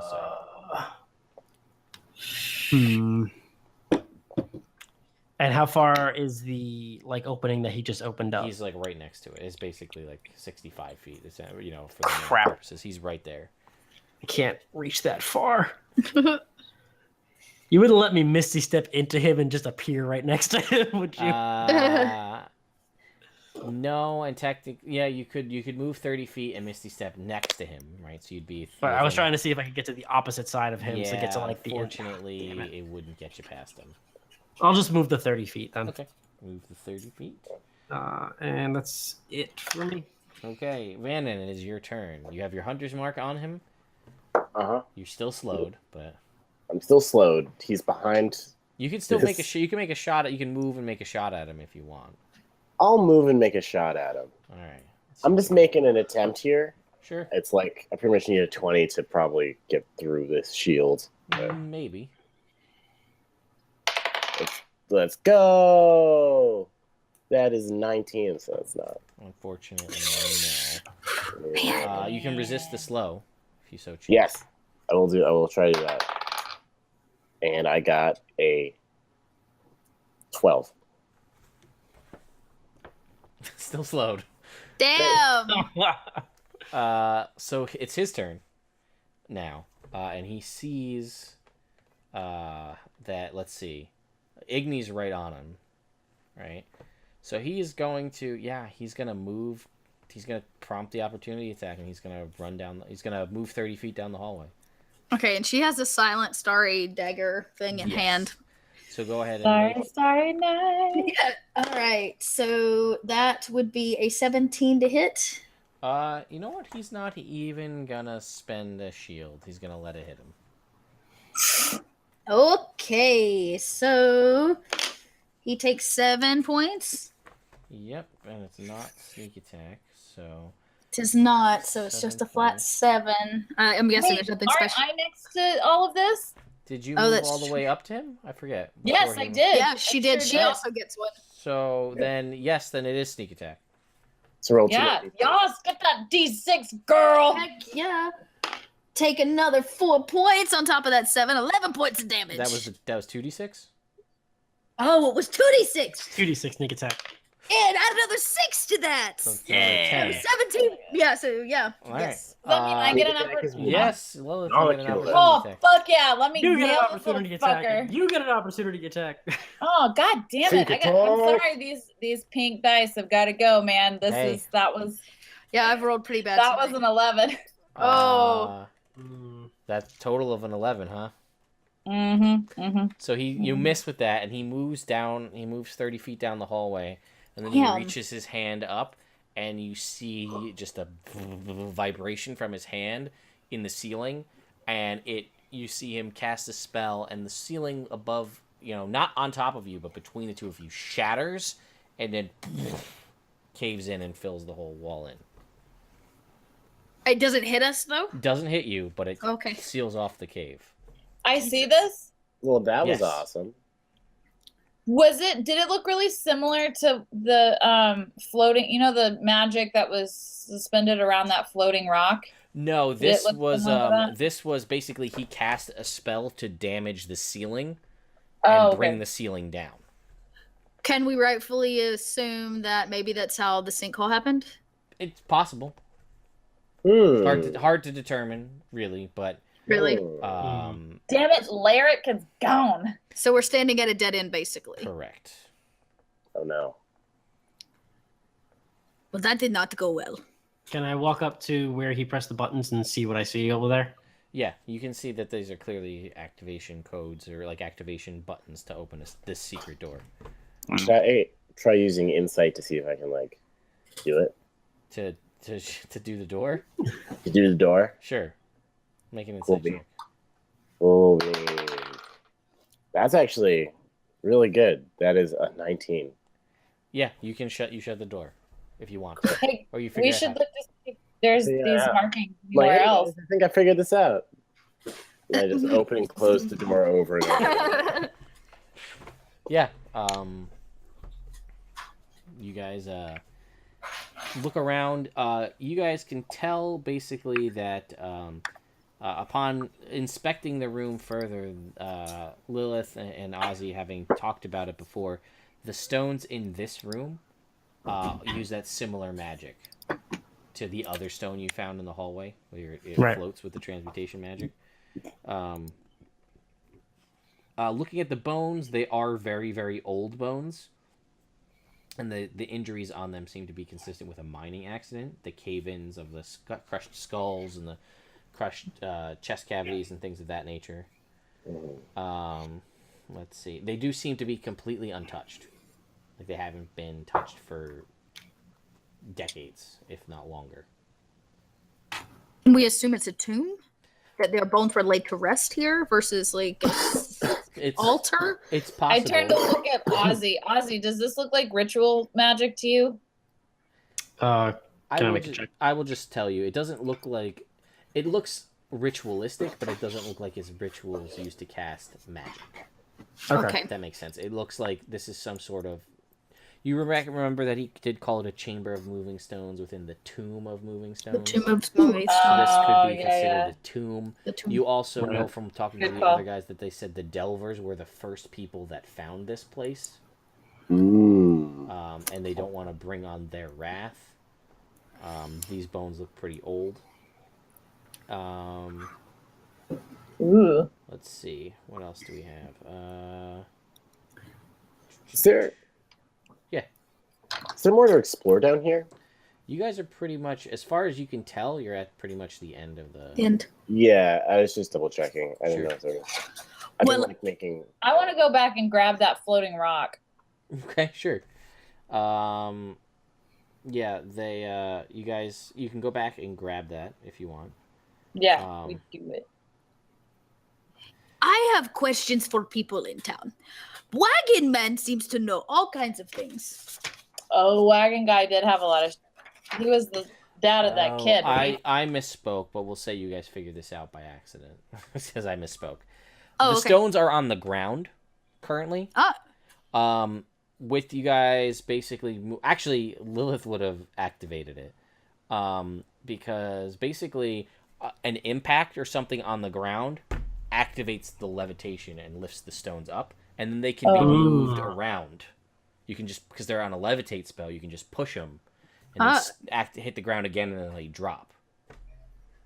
It's basically some sort of heavy impact of at least like a heavy footfall or a stomp or a heavy impact on the ground will activate the levitation magic, let you shift stuff around, and you get the feeling that, you know, maybe this Larrick guy just knew that and was using it to, you know, dumb townspeople don't know how this works. So he Got it. was. Oh. I do not like this Larrick guy. So as I'm like stomping towards him, those stones are like... I still want to go get the floating stone in that other room, though. Sure, you can go grab on the that ground. stone for sure. Does it do the same thing? Like if I stamp on the... No, this one is ground? permanently on. So I grab it, You have it. It's the rock. and that's it? Yep. It's the rock. I say we go back to town and speak with a few people about what's going on under Yes. town. I think we should go back to town and go to an inn or a tavern. Yeah. There is, Chill there out. is in. Yes. When daylight comes, we try again. I am concerned about this Larrick guy who knows about us. I don't know if I want to go sleep in an inn, you guys. I kind of want to be a little bit more covert. You guys Because wanna we sneak out of definitely town? attacked him, and he's probably going to want to send reinforcements to deftly handle us. Just We- maybe I'm paranoid. We can make camp. Yeah, or yeah, with like somebody stand up to watch. We got elves in the group, right? You guys can take shifts so that the Oh, yes. humans can I take do not full- sleep. So I should say that his Yes. armor sort of looked We don't sleep. sort of like this. Oh, Okay. It's very. Okay. There's a very. That's really cool, actually. Yeah, it actually would have been pretty sweet if you'd managed to take him down, because it would have been a little bit of an armor boost for Lilith. Oh, tight. Oh, really? Is it plate? It was splint, so it was 17. Oh, Mm. that's a lot. Ah, man. Yeah, I'm at Give her 16. All the disadvantage. Yeah, well, you know. I already have. Yeah. Yeah, I think we should probably like not make we should try to make ourselves scarce. I Sneak think out of maybe- town and Let's Yeah. sneak out of town. Yeah. we could sneak out of town, camp on the outskirts and like some of the forest, and then sneak back in and speak with. Oh, what is his name? I'm sure I wrote it down. The wagon. It literally says wagon guy. Stannis? No, Stannis. I No, wrote that's his name down. Rother was his name? Rother? No, Rother Roth- was the kid's dad. It's Welver. Welver. Okay, yeah. Yeah, Ilmith Yeah, Welver. and speak with and maybe sneak into his shop and speak with him on the DL. Well, having Sounds traveled good. through all of this, you imagine that the one tunnel you haven't gone down is probably the one that leads to his shop, based on the fact that you've traversed everything you could possibly find except for one tunnel. Except for that one tunnel. Which Yeah, tunnel? The one that the we- starting room that you were in, the very first Yeah. room. Do you guys Because we want jumped Oh, down the yeah. hole. We went down. You Got guys it, went got down the it. hole. Oh, Right. I see, I see. I didn't that's not when I started drawing the map, so But I We mean, yeah. I guess to point this out, because I said I was going to do this. Brittany, can you show the folks at home and the chat here and everybody what your map looks like? Now, Yes. let me get you to here. Wow. Holy shit! How did you Whoa. do that? That's amazing. Is it? Oh, no. There's a lot of distinct differences. It's a little bit, really. but that's pretty Not- freaking close for not knowing yeah, what the map strictly, looks yeah. like. It's pretty good. I'm looking at it. I'm trying to see like where. So this over Cool, here is cool. the starting room. Uh-huh. Right. Okay. Cool. So then here's the room you were just in that you drew. Mm-hmm. Here's the double Oh, room. okay. That's And then here's Yeah, yeah. the square Gotcha. room that connects back. It's like it's spot on. funny. Damn. All right. Well, Brittany draws our maps. I will point out to you that written, engraved in the pommel of the dagger is the word Rezzur, Resszur. Probably the name. Oh, I do want to actually say, Igni, could I possibly see the dagger for one moment? Sure. She hands it over. I would like to cast Identify on it. Okay, do you want to use it as a ritual, or do you want to do the whole? I'll do it as a ritual, ritual. So I yeah. don't waste this slot. Sure. You cast it as a ritual. It is a +1 dagger, so it is a magic +1 dagger. Adds a +1 to attack and damage rolls. It has that ability where it does not make any sound when it strikes. It makes no noise when it hits or cuts something or swings through the air. And if the name Rezzur is spoken while holding it, the blade gives off a faint, cold glow, shedding dim light in 10 feet until the wielder speaks the name again. Enjoy that. Hell yeah. Oh, That's really cool. That's yeah. pretty cool. That's Yeah. a cool dagger. Interesting. Knives. Mm-hmm. Blades. I was just gonna say because I have one nearby, it probably looks like this. Yeah, sure. Ha ha ha. You I showing don't off have some any- cutlery there? Yeah, I got a little bit. I don't have any art of that dagger, I don't believe, in the back of the book, unfortunately. Oh, So Yeah. I think Sneak out of town. you guys are gonna sneak out of town. Is that the plan? Ooh. Yeah, Well, just yeah, if camp we on the pop up- outskirts. yeah. We pop up at the shop. Is anybody there? It's nighttime, or no? Yeah, it's nighttime now. So if they are, they're probably asleep. Okay. So yeah, we could just sneak out of town. Oh, here's Yeah, sneak out of some town. here's some art of the stones Oh. in the room you guys were Ooh. just in. Oh, cool. Whoa. So Whoa, Beautiful. interesting. Awesome. Cool. Nice. Okay. yeah, so you guys can duck your way out to the outskirts of town, and you guys can camp for the night. And we'll say you guys get a long rest, you get all your spell slots back, all that stuff. We already said that this first episode was going to be an experience-free testing kind of one-shot. But, that being said, we ran a little bit over, but I figured we were so close to the end of that, we might as well Yeah. just finish it. Ooh. And that, folks, is episode 1 of Princes of the Apocalypse. We did it. What do we Oh! think, guys? What's Hooray. everybody's thoughts? What are we thinking? Very good. I'm yeah, in. I'm thinking was- it's I might- great. I didn't get any sleep last night, so I think there was like maybe 2 minutes where I was asleep on my feet with my eyes open. I know I'm on like 3 hours of sleep too. So Because I was like, I just like popped back into reality. I was like, wait, what is going on? Where am I? I hear you. Oh, I'm yeah. doing the same thing tomorrow night. I work for a utility, so there's a storm coming through. Yeah. So I'm on the night shift. Oh, So- man. But I'm hoping, fingers crossed, because I have my regular game on Tuesday nights. I'm hoping that they cancel the night shift, but after I've slept all day, so I get paid for the whole day, and then I don't have to go to work. Tight. Yeah. That'd be Fingers nice. crossed. Yeah, fingers Nice. crossed for that. All right, so we will be back on the 6th of November, so that's 2 weeks from now. We'll be picking up right where these guys left off. If anybody has anything they really desperately hate about their character and we want to make any adjustments, we can try to figure that stuff out between now and then. So yeah, I guess once more we'll go around and get everybody to plug their own stuff. Let us know where they can find you. And then, we'll see you guys back here. And the next time I will have an overlay. I will have chat commands. I'll have the character sheets available for viewing. All that stuff will be taken care of. So, Brittany, you're on the top here. So why don't we start? Tell us again where they can find you, what kind of stuff you guys have got going on, and what was your favorite part about tonight's game? Oh, okay. So many things. Okay. So I'll start with my favorite part of tonight's game, and that we established that all of our characters are down with pickles. That's super righteous. And Grund is our homie. Let's see. You can find me. I am trying to be more active on Twitter, but I'm very active on Instagram, if that helps. And conveniently enough, both of my things are Visual Warlock. Otherwise, you can find me with Venture Maiden stuff. So it's all at Venture Maidens, and then our website's theventuremaidens.com, and that's through Don't Split the Podcast Network. And then this Wednesday, if you guys are around on Twitch stream, Celeste and I are doing our very first episode of After Hours. It's an offshoot of Venture Maidens stuff.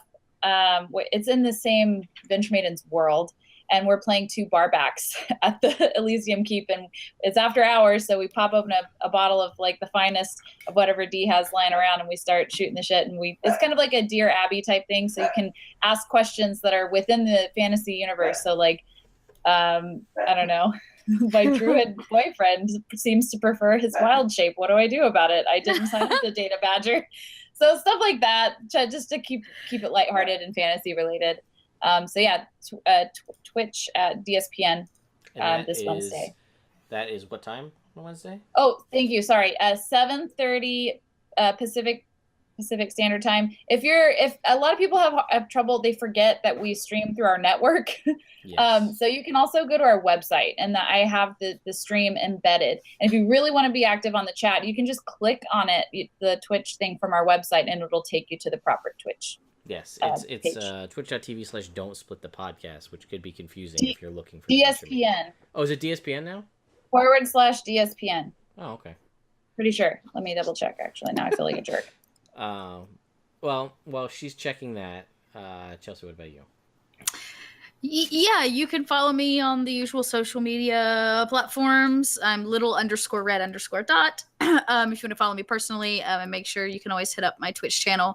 It's mostly a creative stream, though I do a stream gaming every once in a while.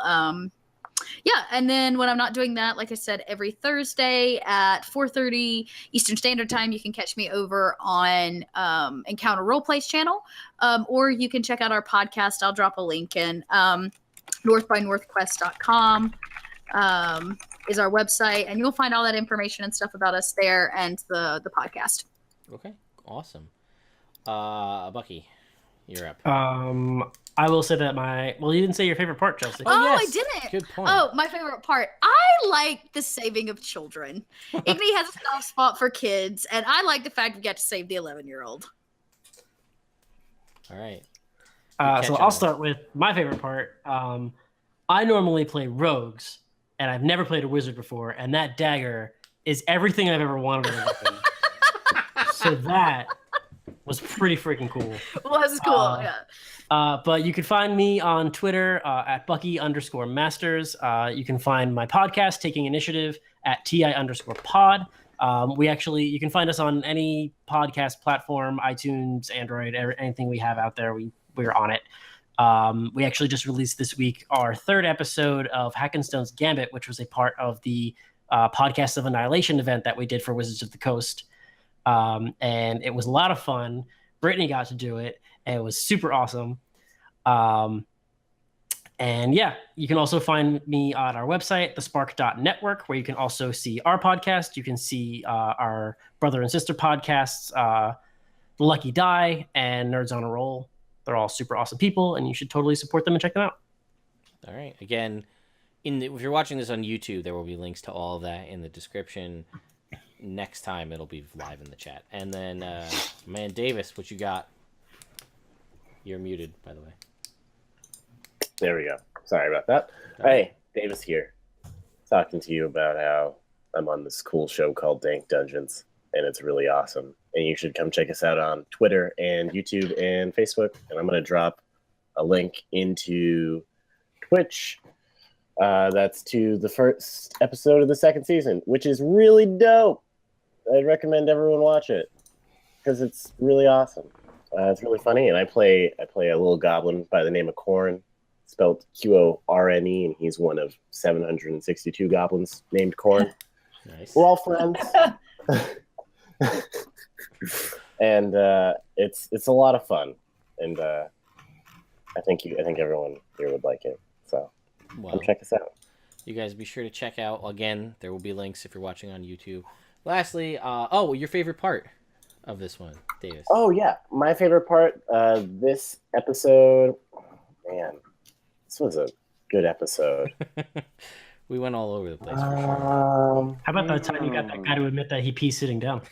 That was really fun. Oh, hell yeah. I liked that we kind of just leaned into the good cop, bad cop thing. I was like, Yeah, that was fun. That was fun. That was a good it's not one. very often you get to role play that kind of stuff in D&D, so. Yeah, it's well, as I've said, I like role playing, I like story, I like descriptive combat. There was a lot of descriptive combat, whether it happened or didn't, whether it was described what was going to happen and then it didn't, or cartwheels that turn into weird, awkward, headless hugs, that kind of stuff. That was a lot of fun, too. I like it when a failure becomes fun and funny. Yeah, well, I mean, and not that I'm going to preach dungeon mastering to anybody out there, but, that was something arguably negligible. We didn't have to do it. The guy was dead. It was stupid, and it was fun, but, everybody got a laugh out of it. Davis got to do what he wanted to do to an extent, and, everybody had a good time. So what negative side effect is there to let your players have fun and let them come up with crazy shit? Everybody's happy, and that'll be pickles, headless shit. All of this is, things that are going to make people, remember the game. So, just a quick correction. I was correct. It is twitch.tv/don't split the podcast. Just to let everybody know. I'm Gotcha. super late to that. Just That's letting okay. you know. It's Hey. not DSPN, it's Don't Split the Podcast. Sorry. Thank That's you. fine. So you can know this. And yeah, I guess to just give my little spiel about who I am, again, if you guys don't know, I'm Ted. I run the Nerd Immersion channel. We are on every social media. I even reserved a MySpace just in case. Makes a resurgence. What does MySpace look like these days? Listen, man, somebody said, you don't have MySpace, and I said, well, I'm going to rectify that. So I've got a Nerd Immersion MySpace. There's nothing on there, but I have it. Yeah. Our largest following is on Twitter, or not on Twitter, is on Pinterest. So, we're all over the place. Weekly I do my Monday streams are all online streams. This stream is now the new Monday stream, which is a combination of online with physical dice. The other Monday stream is online wholly in Roll20. Tuesday nights is in person here at the table. So we do a combination of in-person, kind of Skype video call, and Roll20, so you can see all three different ways you easily play D&D. Wednesday night, before the Venture Maiden stuff happens, I build characters in D&D. And then, Sundays I usually rebroadcast my old campaign from a couple years ago. And then occasional Sundays, actually this coming Sunday, we have a planned 5-hour stream of Curse of Strahd. So, because we can't get everybody together to do Curse of Strahd all the time, we do it occasionally, but we do 5 to 6 hour chunks of it. There may be costumes, because it's the Sunday before Halloween, so I don't know if I'm going to do full gray skin and a bald cap to be a Svirfneblin, but we'll see. You never know. Do it. You should. Oh my So gosh. much work. Bald caps. I don't feel like making all that latex. It's just not worth it. Well, we'll see. You never know. At the very least, there will be aviator, steampunk goggles, and artificer gear, and gauntlets, and Nice. potion bottles. So that'll be this coming Sunday. And again, I'm gonna be, if any of you guys, whether in the chat or otherwise, are gonna be at PAX Unplugged on the 17th of November in Philly. I will be there along with most of the Tuesday night crew. We'll be there playing D&D and doing media coverage. And Rhode Island Comic-Con may happen. That's a new... if you do that, I might be able to say hi. I'm getting pressured. Right. I'm getting pressured to go by some of my cosplay friends. So, Well, I'm going to pressure you to go now. shit. getting it from two sides now. Yeah, three side. We do a pretty bitchin' beer fest costume. We all have the tracksuits and the boots. Oh, that sounds awesome. Three of the guys from the movie are gonna be there, and they want us to come party with them. So I'm like, Nice, do That's super it. yeah. So we'll see. You never know. But anyway, that's enough of that. So be sure to come and check us out here in 2 weeks' time, and then again follow everybody here who does all this awesome work on other shows as well. Throw all your support to everybody, because this was awesome to see a collaboration of different folks and everybody in the chat coming out to support as well from all other different shows. Again, as I stated in my recent video, the more people that are in this hobby and the more people that inject their creativity out there and show other people what they can do. You know, you might be a DM for 30 years, you might be a DM for 2 weeks. Something that I might do might inspire you to do something else, but something that you might see in the Venture Maidens or here in, you know, Taking Initiative or any of these different shows is only going to help to further your repertoire of playing and game mastering skills. So the more people we have, the more support, the more things grow. We'll get people out there. There's Dice Camera Action, there's Critical Role, but there's a lot of great stuff out there that people don't know about. And this is just one little stepping stone to help elevate everybody else. So, you know, throwing your support however you can, likes, follows, shares, all that stuff, it really helps everybody. And it makes us feel good. We want to keep doing it. So, anyway, guys, it's just really been really awesome playing with you guys. I had a blast. Me too. Yeah, It was a lot of This fun. was not at all. I did not know how this was going to go. I mean, I don't know if the group's going to officially dub themselves the Pickle Crew, like people stated earlier on. Oh, that was my best friend. He was just being an asshole to me. Yeah, It was particular. but We are the Pickle Crew. And it's done. Anyone who says otherwise can go straight to hell. we're going to have to start working up some Pickle Crew merchandise then, I guess. Yeah, Oh, some yeah. for I'm gear. gonna get sweatshirts, sweatpants. I'm sorry, but I think we can only be the Pickle Crew if we Underwear. get Grund on our team. He needs to be on our team. Oh yeah, he needs to be like, yeah, we need to turn him into, you know how what is it, Guinevere for Dritz? You know, it's like a totem. He's a figurine like of a- Wondrous Pickle, and he just Yeah. like, Yeah. you drop it on the ground and you say Grund, and then he shows up with a barrel of Yes. pickles. He can stay on the material plane for 12 hours, give out Yep. pickles, and then he retires Yeah. to his astral home. Yeah. Sure. I think he'd be happy there. I mean, I really do. He think he'd wouldn't be. have anybody taking advantage of him, making brine. Like, That's right. What if we I just, think he like, would be a happy dude. what if we took his pickle operation, right? And like somehow, like maybe if Ozzy learns rope trick, we can put it up there. Just a demi-plane of pickles. Oh, damn it. Internet. I tell you, the internet.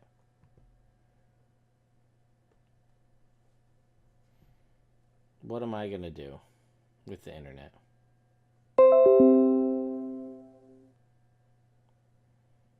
Awesome. Well, thanks, guys.